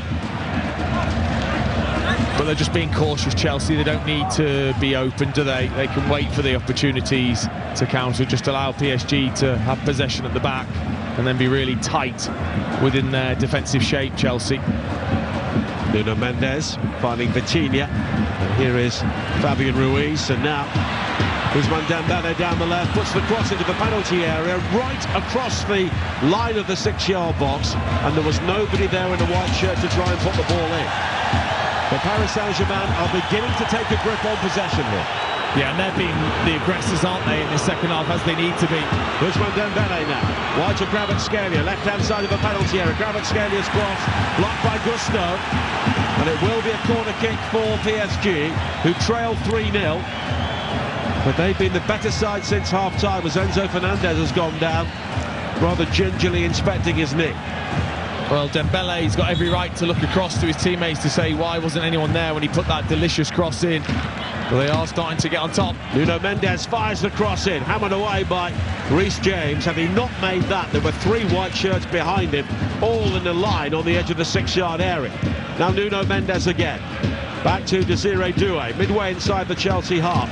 He's got the ball on his right foot and he hits it, but he hits it well wide of Sanchez's near post. Well, he had to take it on. It opened up nicely for him, about 25 yards out. But he just drags it. Doesn't strike it the way he wants to. Just pulls it across with that right foot. And Chelsea can just take a breather. 54 minutes played on Talksport. If you've just joined us, Chelsea leading by 3 goals to 0. As João Pedro wins it on the edge of the penalty area, goes down inside the box under the challenge of Beraldo, and the referee correctly waves away the penalty appeal. Well, I thought it was a foul initially anyway from João Pedro. He pushes Beraldo, then he gets the ball, and then as he goes past him, when he does beat him, there's a bit of contact, but not enough. And then Beraldo there just flicking the braids of João Pedro's hair just to annoy him. 55 minutes played. Chelsea leading by 3 goals to 0. Closing in on the world title over on Talksport 2. England leading Wales 4-0. And they're on the way to second place in Group D at the Women's Euro, with the French leading the Dutch 4-2, having come from behind to do that in the second half. Now João Pedro. Chelsea just need some time on the ball inside the PSG half after a rather frenetic spell around their own penalty area, but crucially PSG did not score. Colwell finding James. You can hear the olays from the Chelsea fans, which will certainly rile PSG as Gusto plays a good ball wide to the far side of Palmer. Neto and Fernandes wait on the edge of the penalty area, now joined by João Pedro. And Chelsea here just keeping the ball and making PSG work. And that's exactly what they need to do, leading by 3 goals to 0 in a World Cup final. And then Vitinha takes out his frustration on Enzo Fernandez, wraps his ankle, and it will be a Chelsea free kick, as there's been another goal in the England-Wales game. Here's Ian Abrahams. England 5, Wales 0 on 72 minutes. Beaver Jones in the box to Beth Mead, took a touch and scored from 12 yards out.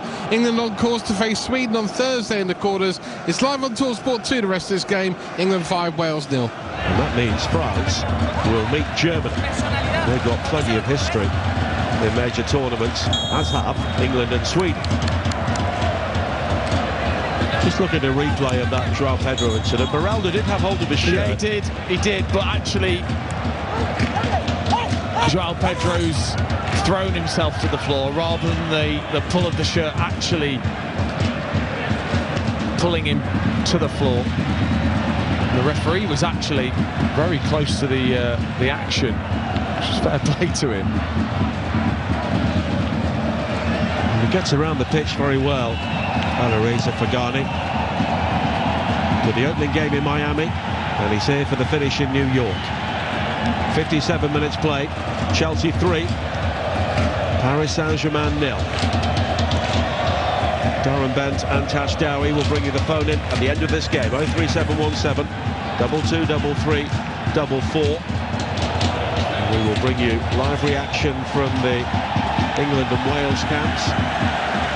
And if it stays like this, we'll also be bringing you Chelsea being crowned the world champions, and PSG are making their first change, and it's Kvaratskhelia who is going off, and Bradley Barcola will come on. Well, he has been unusually quiet, hasn't he, Kvaratskhelia? Just the one attempt in this second half. Barcola is a terrific player, so difficult to deal with. It's a different test now for Gusto.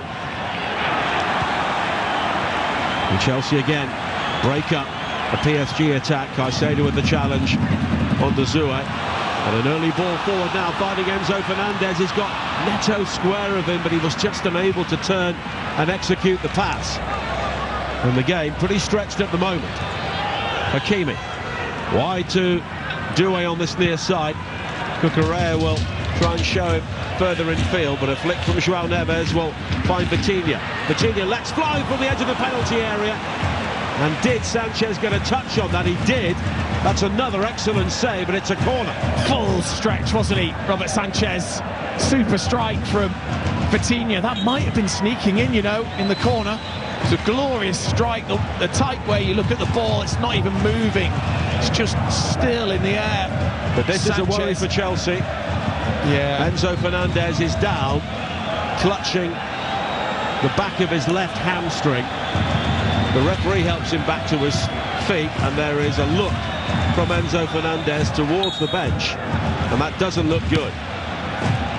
Corner's played short for PSG. Doué with the cross into the penalty area, and somehow it is headed wide inside the area. João Pedro, who scored into that net with a goal-saving challenge. Yeah, what a ball in. João Pedro with his leg extended and toe turned upwards. Just got the faintest of touches with that toe, otherwise Marquinhos is heading in. And Enzo Fernandez is coming straight off. Yeah, I don't know whether it's cramp or it is a slight issue. He's felt something, but he's played an important role this evening, Enzo Fernandez, in nullifying Vitinha for most of the game. Andre Santos, the 21-year-old, will be coming back on once again for Chelsea. We're just watching a replay on the monitor. Enzo Fernandez, when he tried to play that ball in field to Neto, he just stretched and maybe hyperextended, and he has hobbled off, and Andre Santos comes back on as we go back to Ian Abrahams. England 5, Wales 1, a consolation, brilliant goal too, a team move, emphatically finished 6 yards out by Hannah Kane of Leicester. England 5, Wales 1, won't affect the scoreline. Last 13 minutes on Talksport 2. An hour played, a corner kick from PSG is cleared, but here is Hakimi, wide towards this near side again, and the cross in from Vitinha is woefully overhit straight out of play. And I think it's the mistakes that have been the shocking part of this PSG performance. We just haven't really seen that in the tournament. They've been so comfortable, but the amount of mistakes we've seen from their top players has been a surprise. Well, Luis Enrique can't believe it. 61 minutes played. He won this competition with Barcelona a decade ago, and his team came into this match as overwhelming favourites. Of course, they were certainly not when they played in the Champions League final and also in the semi-final and maybe the quarter-final against Bayern Munich, but having that favouritism around their necks has not sat well with them so far in this game. 61 minutes played, Chelsea 3 up. And here is Palmer coming forward now, down the right. Fabian Ruiz tries to hold him up. Palmer goes down, but quickly bounces back to his feet, heads towards the byline, then the back heel to try and pick out João Pedro, who's challenged by Fabian Ruiz, but João Pedro has it now. A drag back to pick up Palmer, who was offside, and it will be a free kick. And Palmer just getting involved with Fabian Ruiz on the far side. And Chelsea don't need to get involved. Not really, no, but it just wastes time as well. Also, I wonder whether the referee feels like there was anything in it. I don't think so. But it just, again, it's about that unsettling of PSG throughout the whole game that Chelsea have done.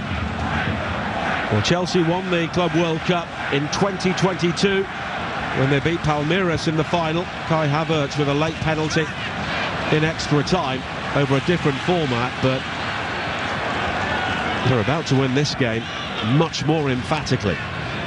But here is Vitinha, one PSG goal, and they will certainly take confidence.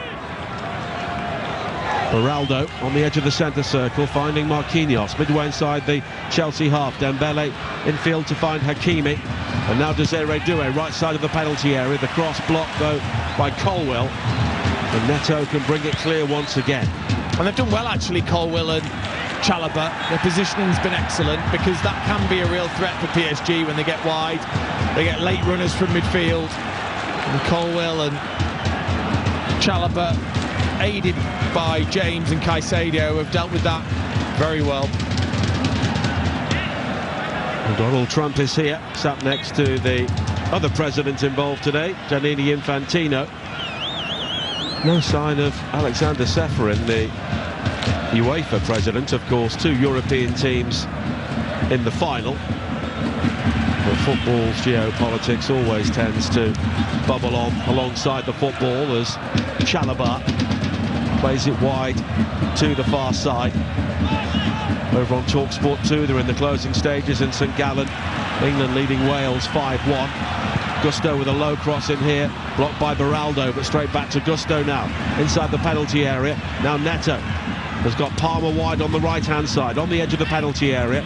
Palmer, at walking pace, goes back towards Gusto. He fires it in, right-footed, and it's high and wide, and he quickly apologises to the 6 Chelsea players who are better options. Yeah, strange decision, wrong decision from Gusto to take that shot on. Not balanced, not ready, high and wide, but no damage done. Still comfortable at the moment, Chelsea. Still not really looking like there's any momentum being built by Paris Saint-Germain. Now Doué on the halfway line, on this near side. 03717, 2-2, 3-3, 4 to call the full-time phone in with Darren Bent and Tash Dowie. As Doué has been fouled by Neto. At the moment, the phone-in will be coming up at the end of this game. And we'll also bring you reaction from the England-Wales game. And the trophy lift, which at the moment is a trophy which has Chelsea's name on it. Yeah, it is, but they're not happy. The PSG coaching staff, because Pedro Neto it was that pulled back Desiree Doué there. He's on that yellow card and stopped a promising break. I'm surprised. Well, João Pedro's got cramp as he heads back to the Chelsea penalty area, rather stiff-legged. Of course, it's been a whirlwind couple of weeks for him. Joining a new club, travelling across the Atlantic and very quickly becoming a central figure. Vitinha with the free kick. Sanchez comes though and claims. And that's good to see from the Chelsea goalkeeper. And it just breaks any hope of any more PSG momentum. We've seen some in the second half, but of course they've not scored. You just get the feeling they had to score early on.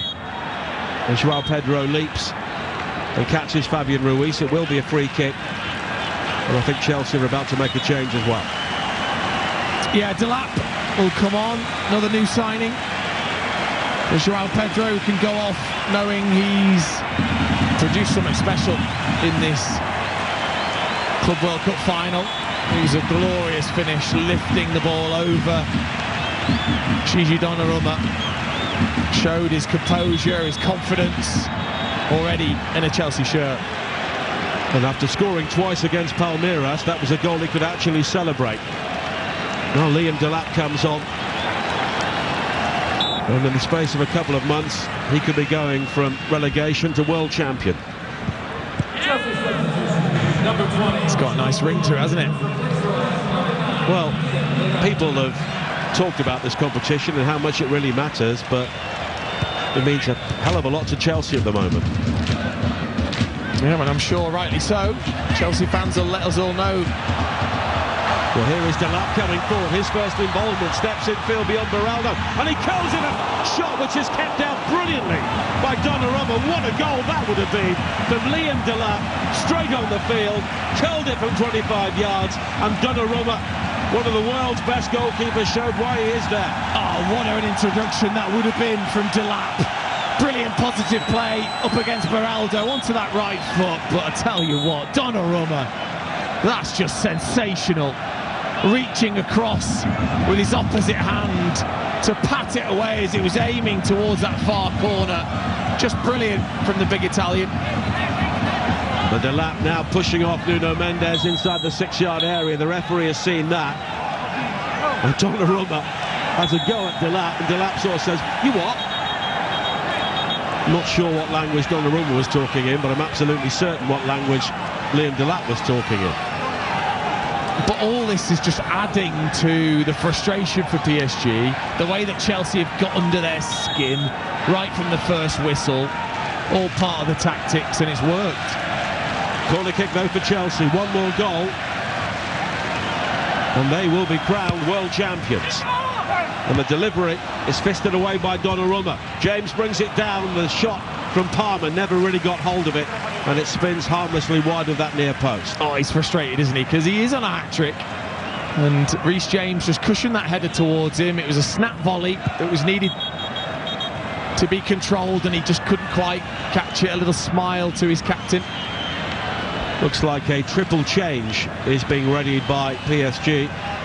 Reece James is just down inside the Chelsea penalty area, I think cramp may be an issue for him as well. Well, look, it's a long season, it's a long tournament, it's incredibly hot and humid. It's going to take its toll on some of the players. And a cooling break has been called by the referee, with players from both sides requiring treatment. And while the players take on some fluids, we'll check in on the action in St Gallen over on Talksport 2 with Ian Abrahams. 3 minutes to go. England 5, Wales 1. England 4 up at the break. Added to that with a Beth Mead goal. But Hannah Kane's emphatic finish at least means that Wales can hold their heads up high after this game. They've been well beaten, and England will go through to the quarter-finals. But Wales at least have a second goal in a major championship. 3 minutes left. It's live on Talksport 2. England 5, Wales 1. So 6 goals in that game, and in the other one in Group D. Here's Charlotte Richardson. Netherlands 2, France 4. The former European champions set to exit the tournament, chasing the game. They've made plenty of changes, yet their all-time leading goal scorer, 100 goals for her country, Vivianne Miedema, stays on the bench. Netherlands 2, France 4. UEFA Women's Euro 2025 update on Talksport with McDonald's. The new Big Arch has landed at McDonald's with its very own signature sauce. Available from 11 a.m. at participating restaurants. And at the MetLife Stadium in New Jersey, Chelsea leading Paris Saint-Germain on Talksport by 3 goals to 0. Darren Bent and Tash Darry will be taking your calls on all of the action on the Talksport network today. 03717 223344.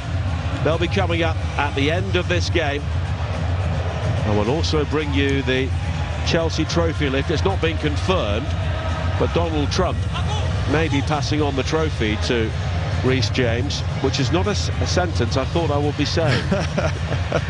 No, not sure Reece James would be expecting that. But his team have been outstanding.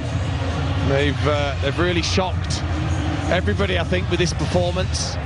We talked about what a statement it could be to even compete, let alone be the better side and be looking at this scoreline. Still 3-0. And Paris Saint-Germain have rather huffed and puffed in the second half. Sanchez has made a couple of saves. Gonzalo Ramos is coming on. And there'll be Warren Zaire-Emery also coming onto the field to play with Seni Malulu. And there's been yet another goal in St Gallen. Ian Abrahams. England 6, Wales 1. Ball in from Beth Mead on the right-hand side. Headed home by Chelsea's Aggie Beaver-Jones. Treble winner last season for her club. Should be in the quarter-finals with her country next Thursday. England 6, Wales 1. Thanks, Ian. 18 minutes to play here. And the changes have been made. Hakimi has gone off, along with Doué and Fabian Ruiz. And the 3 players who have come on: Seni Malulu, the 19-year-old French youth international who scored in the Champions League final; Gonzalo Ramos, who of course wrapped things up with the 4th goal against Real Madrid; and Warren Zaire-Emery, another teenager who has been used more sparingly the longer the season went on. And he's been used more as a fullback as well. He was against Real Madrid, and now he is playing in a right-back position, really. He probably won't stay there, he'll drift, but just trying to shift the momentum here, Luis Enrique, because it just hasn't worked at all. Well, Chelsea, who have had to make 1 change due to injury, with Andre Santos coming on to replace Enzo Fernandez, and that's always the backstory with the domestic season so close, as it's hammered forward long now for Paris Saint-Germain, seeking out Gonzalo Ramos, but it's guided back by Chalobah towards Sanchez once again. And it's been a bit cooler in the MetLife Stadium today, certainly compared to the 2 semi-finals days. Still around 32 degrees Celsius with the humidity, as Neto comes forward now.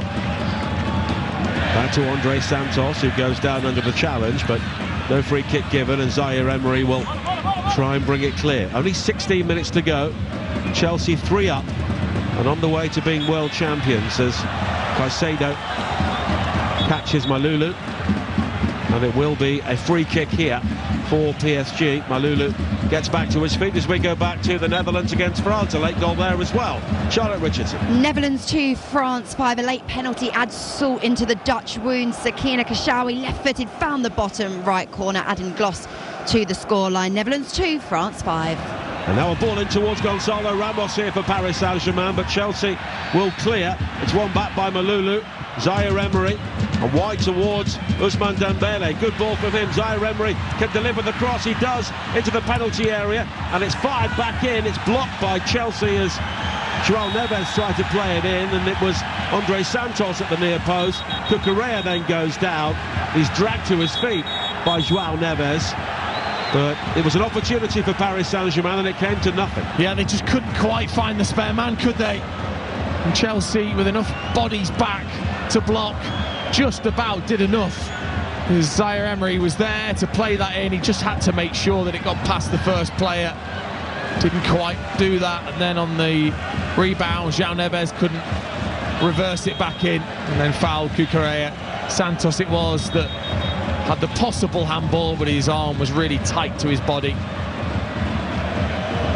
Yeah, that would have been very harsh had that been given. Luis Enrique appealing, but I just think he was pretty desperate now. Yeah, I think isn't it fascinating when you're ahead and your players are going down, you know, feigning a foul, wasting time, it's fine. As soon as it's against you, oh, can't happen. It's an injustice. It's part of it. Reece James back to his feet. The Chelsea captain, 14 minutes to play. It is full time in St Gallen now. Let's join Ian Abrahams.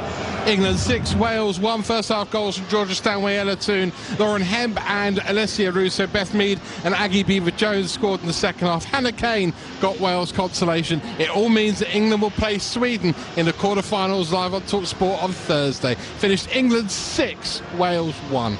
Thanks Ian. Pedro Neto and Reece James are coming off here, and James going around one or two Chelsea players and saying, come on, let's finish things off here.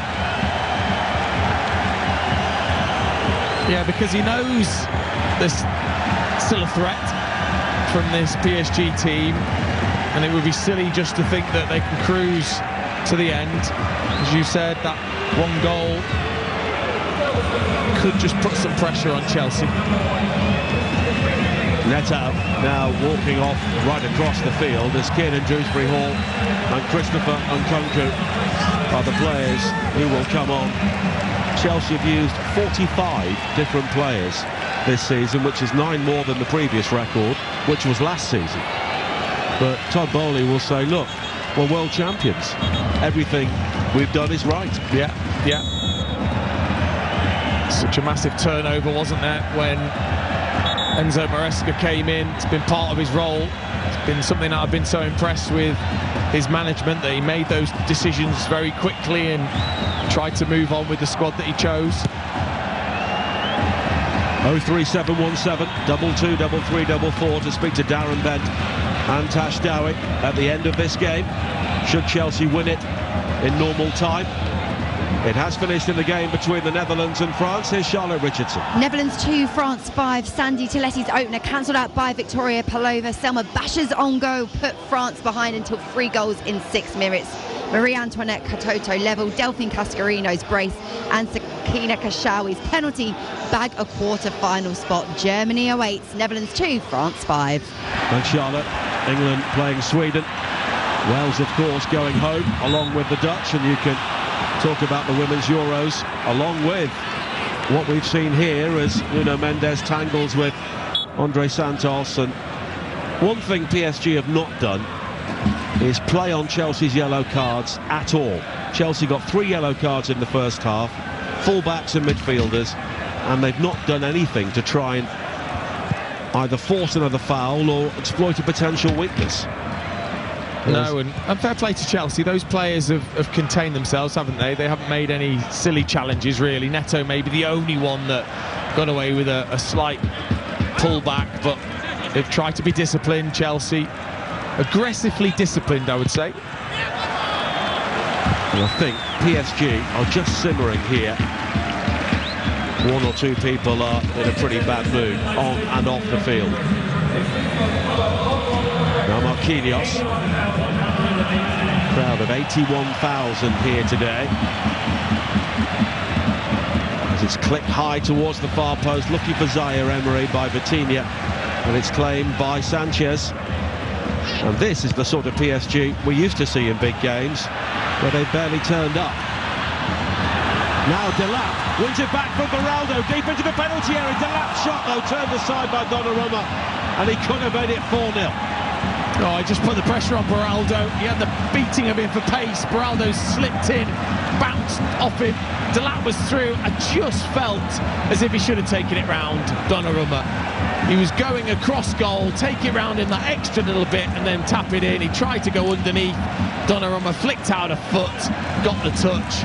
Yes, he's unlucky, but really he should have been more composed to finish that. Liam Delap. Nkunku over the corner kick on the far side. It'll be left for Palmer, and we're inside the final 10 minutes of normal time here on Talksport. Chelsea leading by 3-0. It's all the way back towards Andre Santos and then Palmer again, and the challenge comes in from Vitinha, but all he can do is run the ball straight out, and it will be a throw-in for Chelsea. And they are closing in on the world title. Live on Talksport. Colwell over the top looking for Dewsbury Hall, but it's Zaire-Emery who'll bring the ball away, and Colwell pulls him back here, and that's the cheapest yellow card you're ever likely to see. And now players from both sides squaring up, Caicedo and Zaire-Emery, and the Chelsea players don't have to get involved here at all. No, they don't. Colwell's made that decision, hasn't he, to pull him back as the play goes on. And the free kick's taken quickly by Lulu into the penalty area here, and the shot fired towards goal, but in the end it's gathered. It was Barcola's effort, and Sanchez makes the save. Yeah, just got to switch on again, Chelsea, but it was incredible, wasn't it? Yellow card for Colwell. Pulled him, like, pulled the shirt for a good 3 seconds. Yeah. Well, he's come back from suspension, of course. He won't get another one, whatever happens in the remaining 8 minutes. But if Chelsea win this game, they'll get a badge which says FIFA World Champions, and they can wear that on their shirts for the next 4 years. Considering Chelsea's transfer policy in recent years, there'll be a lot of players wearing that badge. They will. They will. And it's been comfortable, hasn't it, for Chelsea? I wondered whether there would be a sustained period of pressure in this second half, and there just hasn't been. They've been flat, haven't they, PSG? The way they made Inter Milan look flat, they've done one game too many for them. Yeah, maybe, but also let's give Chelsea credit. I think they've been outstanding. The tactics from Maresca have been superb. They've really taken on this PSG side, and physically they've got under their skin. They've frustrated them. They've got them out of their rhythm that they're used to being in, and it's worked. And then they were clinical when they had their moments, Chelsea. Now Dembele was quickly challenged by Cucurella. They're coming in from behind, and the referee has given a free kick. And Ousmane Dembele has not been able to function effectively throughout the whole game. Chelsea have barely given him an inch to move. Now he plays it square to Nuno Mendes. Bradley Barcola is in space down the left-hand side, and there is a Chelsea player who goes down off the ball. João Neves was involved there, and he gets a yellow card. And a Chelsea player, Cucurella, is down, and Dean Aston believes he was pulled by the hair. Well, the way he's holding his head there and hair, Cucurella, it wouldn't be the first time. He barges into João Neves, and then João Neves pulls his hair back. So it's whether they look at this and think actually Cucurella starts proceedings with the barge, and then but João Neves definitely pulls his hair. Is pulling someone's hair violent conduct? Yes. I mean, we've seen it already. Players, I don't know what it is about his hair. They just go to the screen. Well, they just cannot help themselves. João Neves could be sent off here for pulling Marc Cucurella's hair. Alireza Pagani has been sent to the screen by Bastian Dankert to have a look at this, and you can clearly see on the footage he yanks him back by the mane. He does. He's going to have to send him off. Pagani has had a look at this, and now he will tell us his decision. Number 87 of white team pulled the hair and he committed violent conduct, so he received a red card. He's going to be sent off for pulling Marc Cucurella's hair, and João Neves is dismissed, and Paris Saint-Germain's day goes from bad to worse. 3-0 down in the Club World Cup final, and now João Neves is sent off, and it'll always be known as the man who was sent off for pulling somebody's hair in the World Cup final. Well, embarrassing, isn't it, to get involved. Cucurella, he can frustrate you, that's for sure, but ridiculous to retaliate in that way. He won't be the first, and he probably won't be the last. Cucurella just has that effect on players, but ridiculous decision from João Neves. And Luis Enrique must be wondering just what could go wrong next for his team in this game. 3-0 down, chasing the game, and now João Neves has to walk down the tunnel as he hears on the huge public address at the MetLife Stadium, they're booming out his name and telling people why he was sent off. Now Moises Caicedo with a challenge there, and he's got to be careful. He's wearing the captain's armband here, Caicedo, and it's Malulu who he caught, and it was a rash challenge, and Caicedo just needs to be careful here. Yeah, it wasn't a dangerous challenge, that's for sure, Caicedo. He's on a yellow card. It wasn't a second yellow card, that's for sure. It was slightly mistimed. The right decision from the referee. It didn't stop a promising attack. It was just a genuine attempt for the ball. Well, we're into the final 3 minutes here on Talksport. 03717 223344, the number to call the full-time phone-in. We'll bring you the Chelsea trophy lift during the phone-in. We understand that the closing ceremony could take some time, and we'll give you the opportunity to have your say on this game. As Nuno Mendes fires in the shot, which is deflected away off Gusto, and behind for a corner. And Gusto has pulled his shorts up so high at the moment, it looks as though he's playing in Speedos. It does. Showing off the thighs. And he heads the ball away at the near post. Palmer's clearance, though, doesn't get the distance. Here is Zaire Emery. Wide to the far side. The cross is swept in, and Andre Santos will shepherd the ball behind. And the Chelsea supporters celebrate as Andre Santos gives them the G up. Plenty of Paris supporters inside the stadium, but they know their team are not coming back in this game. No, it's just the desire isn't quite there. It's gone in this PSG side. I mean, you talked about them simmering. You know, they've been just so frustrated in the game at themselves, I'm sure, but the way Chelsea have got under their skin. Ousmane Dembele's been shown a yellow card now as well for something that's happened off the ball. As Zaire Emery catches Dewsbury Hall. And it's got that feeling, hasn't it, that probably full time there's going to be something between the two sets of players. Well, here is Nkunku for Chelsea, but he's lost out. It's clipped forward now to Barcola. Less than 90 seconds to play here on Talksport. Chelsea closing in on the world title. Now Barcola again, the cross in is a good one, and it hits Gonzalo Ramos almost on the goal line and bounces out. Well, he has to not expect this. He must think that Colwell's going to head it, as Barcola played the cross in, because it just hit him. Wasn't expecting it at all, wasn't ready for it. Now Dewsbury Hall. Wide towards Palmer, who hammers the ball downfield. Delap all on his own, but he takes it down superbly. And now Chelsea have the opportunity to break into the penalty area. Beraldo showing him the outside. Palmer, though, urging Delap to break into the penalty area, and then Gonzalo Ramos comes all the way back and challenges him, and it's a free kick for Chelsea close to the PSG penalty area. He's been such an outlet, hasn't he?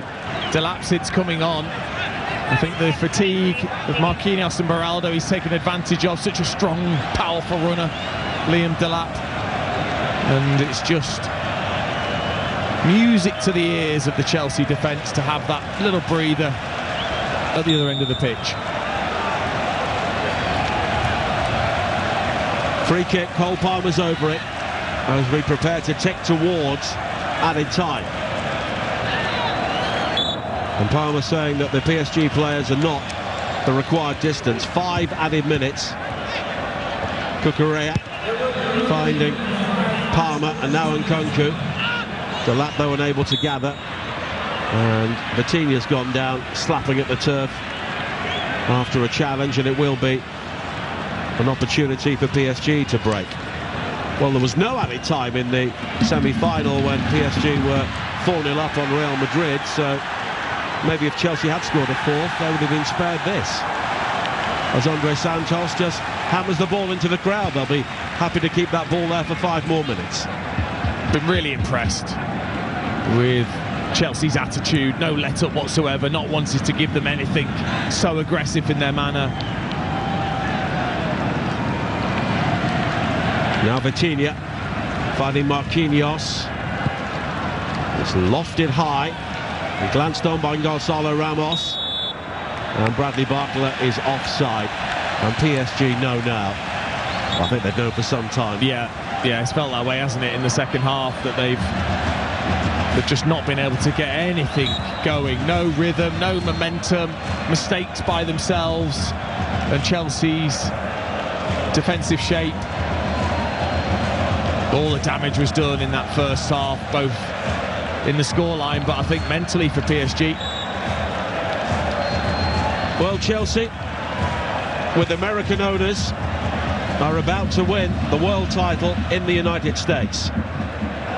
This will be a proud day for Todd Bowley, who has been much derided at times for what he's said and what he's done. And Chelsea have fired 3 managers since they qualified for this tournament by winning the Champions League under Thomas Tuchel in 2021, but the ends justify the means. Now Delap. Wide to the far side, and Gusto. There are Paris Saint-Germain players on the turf rolling around all over the field at the moment, but the referee's not interested. No, he's been good like that, the referee. Not allowed to play it. Whoa! Oh, Sanchez almost giving the ball away on the edge of the area to Barcola. But Colwill was back to help him out, and there was no need for Sanchez to do that. What's it?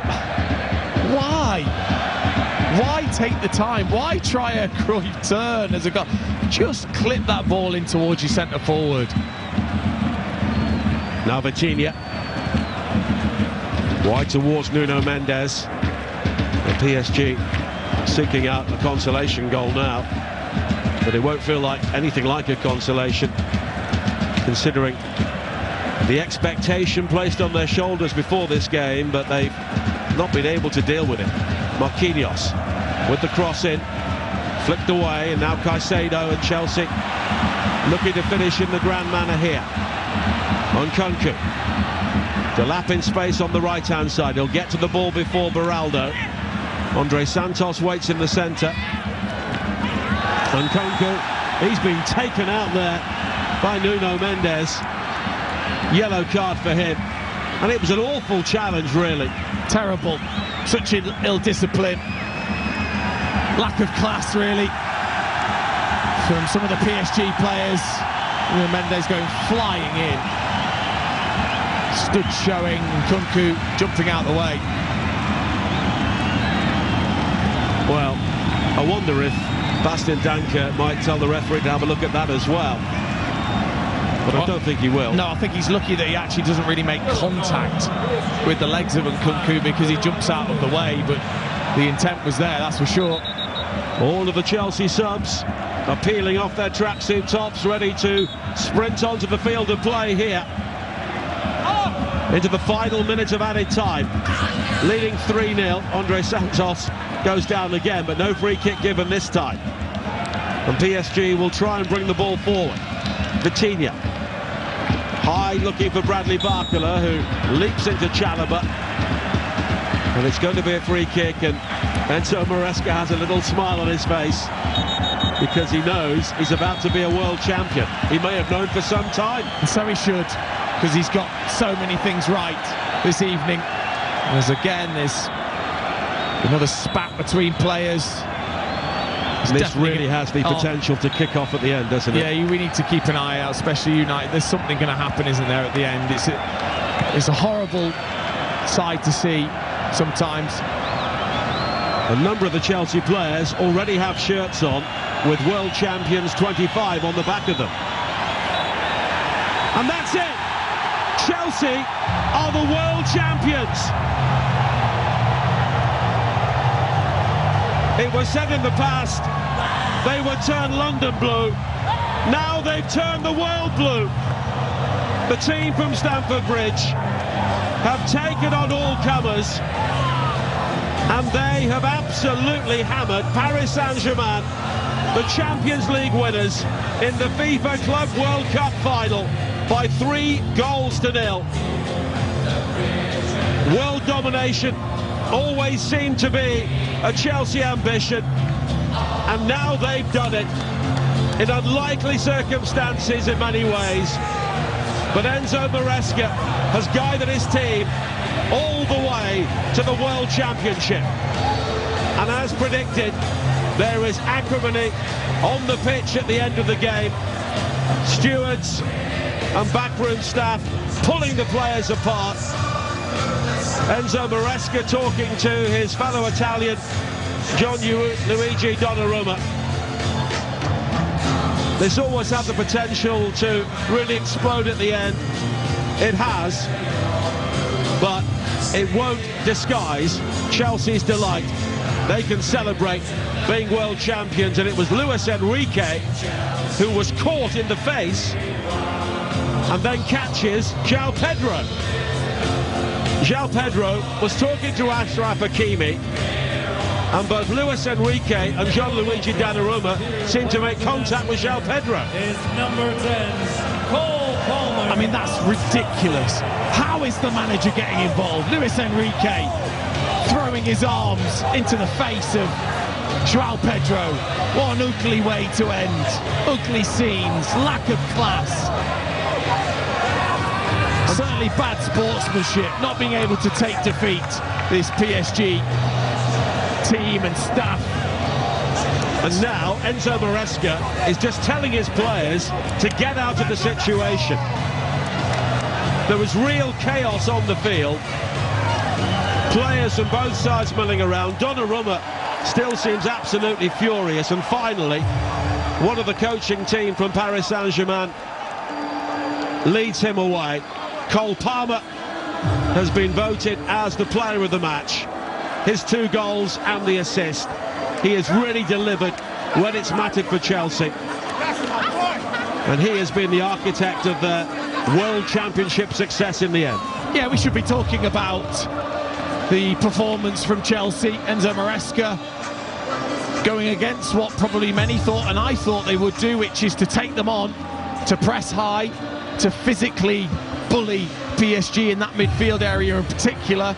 They got under the skin of PSG, they unsettled them, they didn't allow them to get the rhythm, and they took advantage of the space that would be left by the PSG fullbacks. So in terms of performance, it's been outstanding from Chelsea. They fully deserved the victory in the manner that they did and the scoreline that they've got. And the fans absolutely delighted as the Chelsea players head across to celebrate with them. There have been times, particularly when Roman Abramovich was the owner of the club and you had Terry, Lampard, Mourinho, when Chelsea looked to be capable of becoming world champions, but now they've done it in a very different era and at a time when no one thought it was possible. No, and he's building a culture already, a winning culture, Enzo Maresca, in the short time that he's been there. slowly built it over the season.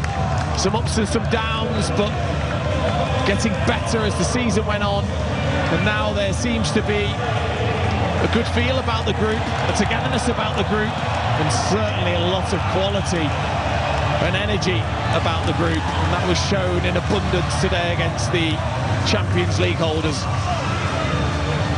Dean will be picking his man of the match very soon. 03717 223344 is the number. Talk to Darren Bent and Tash Dowie about Chelsea's success tonight. They are the world champions. Tash has also been watching England against Wales at the Women's Euro. England winning by 6 goals to 1 to qualify for the final. But as Donald Trump looks on, the Chelsea players and fans are united in celebration, and it's time now to pick our man of the match, all thanks to DAZN. And Dean, who are your contenders?